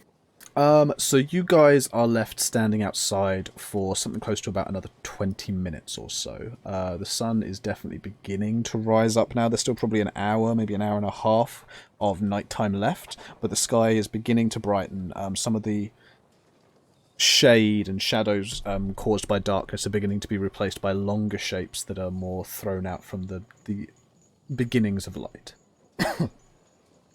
When a figure actually exits one of the windows from the Salt on the Breeze and scales down very quickly the wall. Hunched over, though with a perception check of 14, still noticeably the tabaxi mentioned before. They look around quickly to see if anyone's noticed them before darting off very swiftly in the direction that they actually took to arrive here, so heading back towards the western gate. Frederick is obviously able to see this quite easily with his perception. Frederick will follow behind, keeping a reasonable distance and up in the air, so he's not immediately obvious, but it's doing a fly behind. And Brandon will just start saying, she's going to the western gate, and I'll take you from there. Okay. Hey, is it free to walk? Let's just get going. And Baron will kind of pick him up in a, I don't know, kind of like you would have a really drunk friend, and just kind of haul him round, waiting for the next directions. Could I actually get a stealth check from Frederick, please? With advantage, given that he is now up in the air. Okay.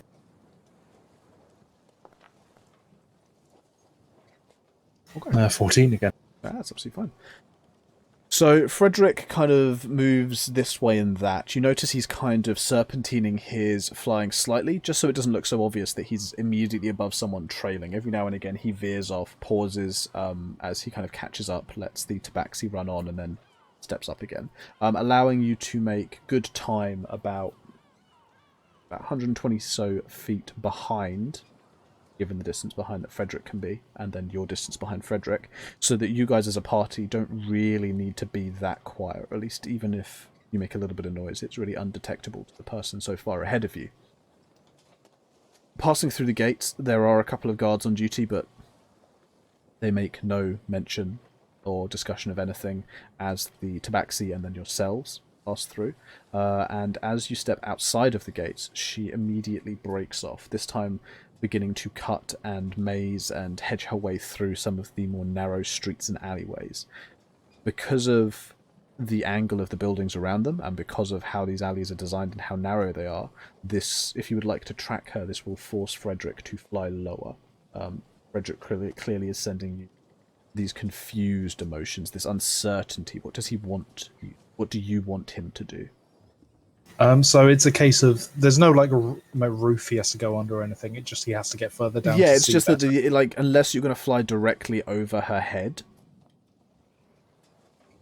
you have to come lower down to be able to stay behind her. So really, it's that choice. Do you want to be directly overhead, maintaining that position because of the angle of the buildings? You wouldn't have vision anywhere from the sides, or do you want to be lower down so that you can be slightly further back?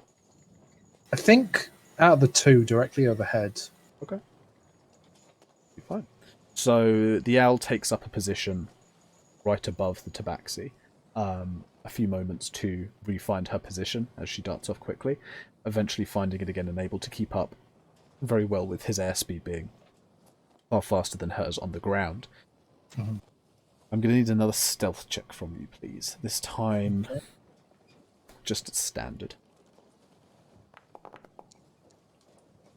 Oh. 7, not great. 7, okay. Certainly Frederick is a little bit obvious. Owls flying like this is an odd sight to see, especially just above these urban areas. There doesn't seem to be any suggestion that she spotted him. Her head doesn't turn up, her behaviour doesn't change in any way. She continues to just move down alleyways with this determined gait, as if she knows exactly where she is headed. Eventually, she approaches one of the huts right on the outskirts of the city. These buildings around here are very low. They are mostly seem to be deserted or abandoned or just not maintained. There are roof sections falling in, and the door is what looks like a fairly rotted collection of planks that have been strapped together and just pressed up against a frame. She stops by the door, appears to fiddle with the door slightly, and then pushes herself in and closes the door behind her. With the hole in the roofing, you could have the owl take a look inside if you'd like. Yeah, he'll pull up, take a quick look inside. Okay. But only a quick one, and then he'll return to the air and kind of circle the building above to make sure no one leaves. Okay, can you tell me Frederick's AC, please? Ah, shit, 11. An 11? Yeah. And what's his hit points? It's 1. Oh, then there is a pause as Frederick's head goes in, and then you lose all connection as you sense that Frederick has been slain. There's a blinding whiteness in front of your eyes that totally just, like, even as his head goes in, pow, blinding whiteness, and then your senses return to yourself. And because of that connection you have, and you're as you said, you wanted to stay within that 100 feet so you would be able to tell, he is no longer there. It's not the same loss as if he had actually died, but you can tell that the corporeal form has been dissipated. He will need to be resummoned with magic once again to put him back together. Brandon will immediately push up from wherever he's being held on Baron and go, shit, stop, just find somewhere to hide. Okay. Baron would try and find, if possible, maybe a collection of shrubberies perhaps to stumble down to. No shrubberies, but because of where you've been tracking this individual and how close you've had to stay, you are in, think, urban, hovelly, medieval shanty town. So definitely lots of detritus out on the side, lots of little tiny alleys and alcoves, sheets you can pull over yourself, lots of stuff like that. That you Yeah, can yeah, definitely that's use. fine. Perfect. Could I Something get like that, then. could I get stealth checks with advantage from everyone then, please? Since Brandon's warning and the stuff around you. 17. Do Oh, we have shit. a Geronimo back? I know he messaged us briefly to say that he had. 15. I I assume we don't, so I'll take so no. his myself.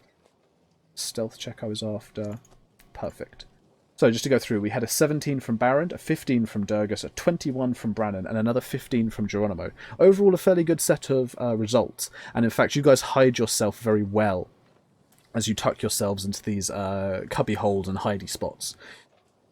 And Brannon's warning comes at pretty much the perfect time, as actually from behind you and in front of you, there begins to sweep through just figures and individuals, all of whom seem to be this assortment of thugs and heavies and stuff like that. You don't see any cultists with robes, but from where you're hiding, you can see there are definitely individuals moving through very slowly, looking around, checking corners, seeing if they can spot anyone. And they all seem to be fanning in on the destination that Brannon, you know you were heading for. Okay. Brandon, wherever they're hiding, Mm-hmm. is it like in a doorway or something like that? I assume you guys split up. Like, I assume you didn't all four of you go and stand in one place. So I'm imagining you just at like assorted places around one alleyway. So as I mentioned, one of you might be in a doorway, pressed right the way in. Another might be hiding behind some boxes. Another might be hiding under a sheet which is leaning up against a hovel. That kind of thing.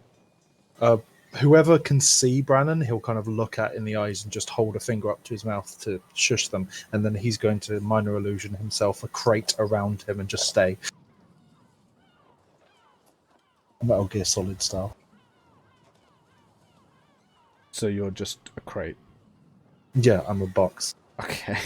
Okay. Okay. I can see out of it, Yeah, but they yeah. can't see it. You're a box, and still, like, those figures kind of move through, fan out, look around. They don't seem to spot you guys, and they begin to, as I said, center in on that point you were going to, which takes them out of the alleyway. And Oh, away. I didn't So you guys avoid all detection, as they seem to be heading to the point you were heading to. At least, Brandon, you know that's the point you were heading to, because you were in control of the owl. I think with them passing and it's seeming, decent enough that they can actually emerge, Durgus sort of throws off the sheet which he'd sort of thrown himself under, pretending to be, some sort of like cart goods or something, before sort of leaning forward to check both sides of the alleyway before speaking. What the bloody hell was that? I think they spotted the owl. It's gone now. I can't summon it again for a little while. I need to get some stuff, but one of them must have spotted it. They blew it out of the sky. I mean, not even that. I mean, I managed to sneak a peek. They didn't really look, very culty. No, I imagine they've got some thugs and that working for them. It's not that far to where they attacked. There's a little house just down that way where they're going. So we can either try there, or maybe we could go back to the temple that we were talking about, but I don't know. I suggest we follow these lot. I mean, something curious about. Well, we can follow them briefly, see what's going on in the house, and gauge it from there. And with that, he gets up, and assuming these people are now like a street over or something, he quite slowly, sort of still trying to be quiet, starts to make his way. Starts to make his way over towards this strange house location. So you're heading towards the hut. Yes. And that's all of you? Yeah. yeah. Wait, how tall are the buildings? Very low. You're talking like most of them are one story. There are a few here and there that don't have a second story, but there's like a ladder or a very rickety looking stair that leads to kind of like a roof sitting area or something that might have a canopy. Assuming like a lot of it's shacks and stuff as well. Yeah, very much put together either with the kind of classic mud that's been thrown onto a frame and dried in the sun, or you've got recovered wood that's been clearly taken from a multitude of different other sources. A few sections have kind of brick set up around maybe just doorways and areas that they particularly want strengthened, but really, ramshackle thrown together. Okay. And how tall would a story be in feet roundabouts? Oh, this area, you're looking at perhaps 7 to 7.5 feet. Okay. I can probably run across on the roofs and see into the top if you want. It might mean we're a bit more split up, but if you get seen, I might not. Do you think you're that sneaky? I'm pretty sneaky. Well, if you think you can, then go for it. Just keep us posted. All right, I'll talk to you in a moment. And he's going to misty step up onto the nearby roof. Of the actual hut? Or just onto a nearby not roof? onto a nearby roof and then start heading towards the hut, Okay. but trying to keep himself low so he's not easily seen by the road. I would like a stealth check then, please. Okay. Sorry, one sec. That's all right. Ooh. 21. 21's very good. So Brannon makes his way forwards, and he's pretty much near silent as he obviously firstly kind of vanishes in that cloud of dark smoke and pops into existence up on the roof of one of the nearby huts. Careful to avoid making any noise or disturbing anyone who might be in residence beneath you, you take those kind of careful, slow steps between some of the shacks and huts, making sure to take a look out to see if there's anywhere particularly weak or structurally unsafe as you get closer, and avoiding those as you meander a route over towards the hut that you know that your owl had been on top of a moment before. Approaching the edge of the roof, you throw yourself down onto your hands and knees and crawl up towards the edge, carefully looking in, perhaps even removing your hat, shock and horror, just so you can see inside without being spotted. And you manage to do so, and inside of the hut, find that it is empty, apart from a few bits of furniture. A rather tatty, nasty looking rug kind of sits on the wooden floor just in front of the doorway as you step in. There's a couple of broken chairs around what looks to be an old campfire, and one of the walls has a small, very battered-looking dresser, atop which it looks like it perhaps once had goods, but has long since been ransacked and the goods have been taken out of it. Everywhere is gloomy and cast in deep shadows. Looking over to the road, are those thugs still nearby? You have seen no thugs on your approach. In that case, he's going to try and delicately lower himself inside the hole if it's large enough. Yeah, absolutely you can. The drop's not too far. Give me an acrobatics with advantage because of your stealth, because of a good stealth roll.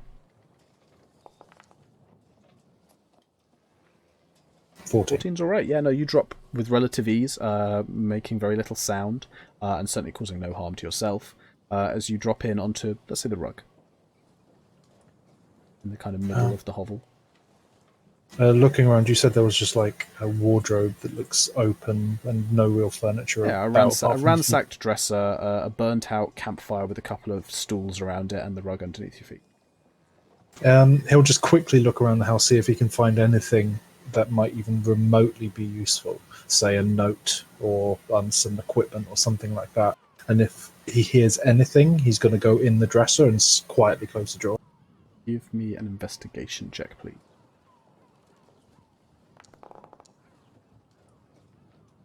18. 19's very good. Nothing useful to be found, and you don't hear anything whilst you're doing some searching around, so no reason for you to get into the dresser. In that case, he'll head out back onto the street, making sure to check no one's there, and go back to Durgus. Yeah, and you can return entirely freely. There's no one there. There's nothing there. They're all gone. I think they were just using it to lose our tail. What do you mean nothing there? Absolutely nothing. It's abandoned. It looks like that place hasn't been lived in years. You're sure it's not, some sort of portal or magical hijinks?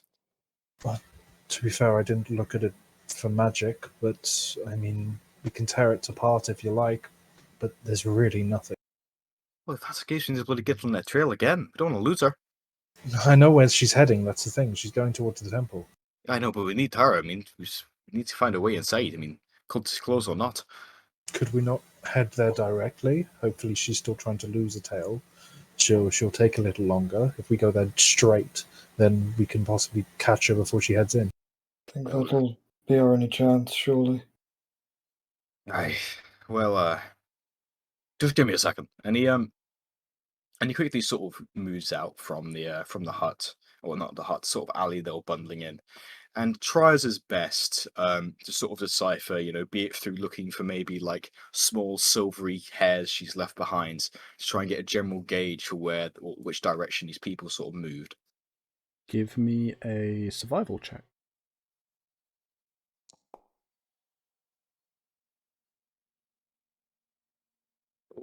Oh, 24. 24 Nat 20. with a nat 20. Yeah, you move around and you begin to spot footprints. You can spot some scuff marks where the stools have been moved around. People have clearly been here recently. The dirt's kind of kicked up in a way that's a lot fresher. And you do find a few of those kind of thin, wiry, pale cat hairs. They seem to be around this location. However, you don't find any on any of the kind of avenues out. There's none around the hole in the ceiling. There's none around the few windows that this place has. And whilst there appear to be tracks leading into the hut, there's definitely none leading out. Hey.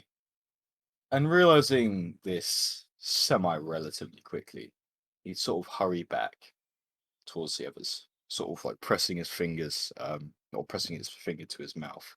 I believe they're still inside.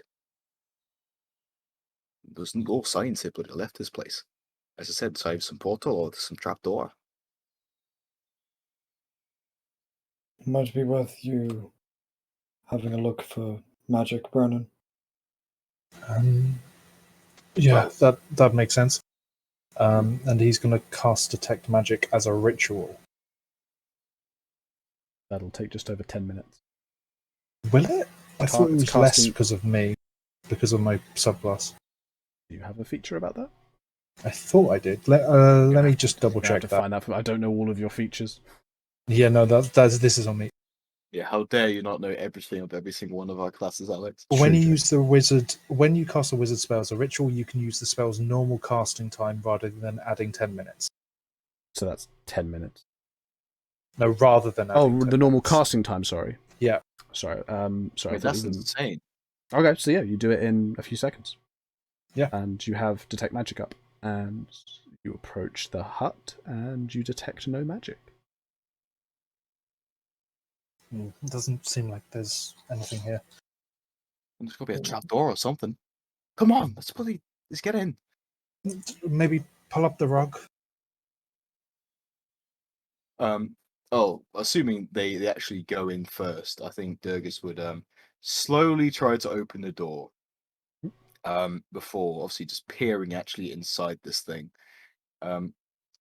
Gauging from before to see if there's any sort of scuff marks or any indication of a particular area these people went.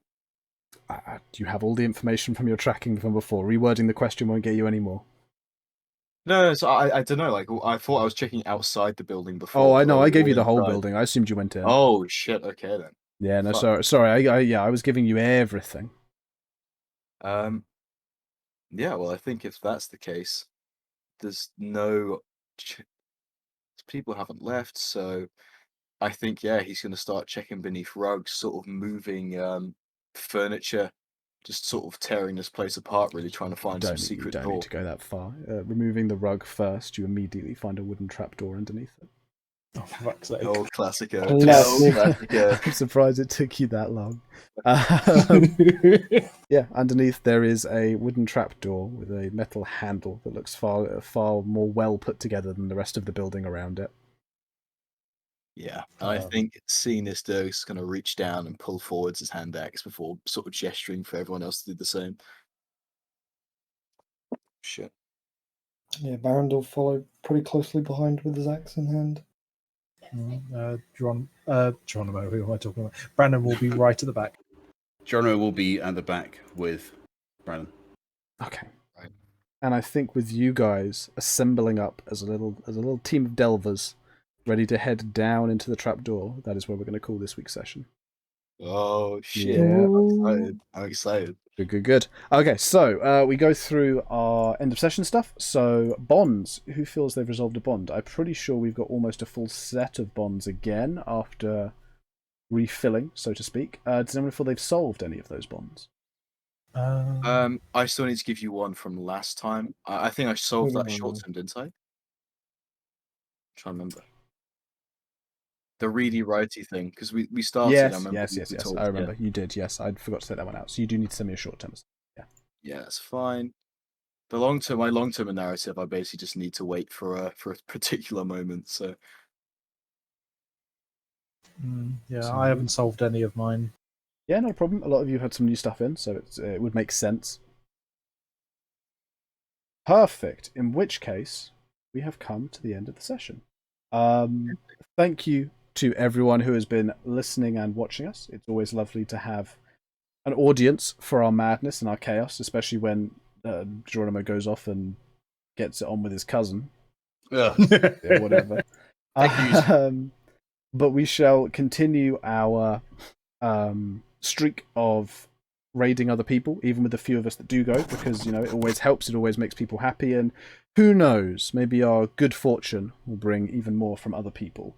So I ask my players, of course, and viewers have ideas of people. Go and find yourself a D&D stream that sounds interesting or that looks interesting. We shall see if we can give them a raid.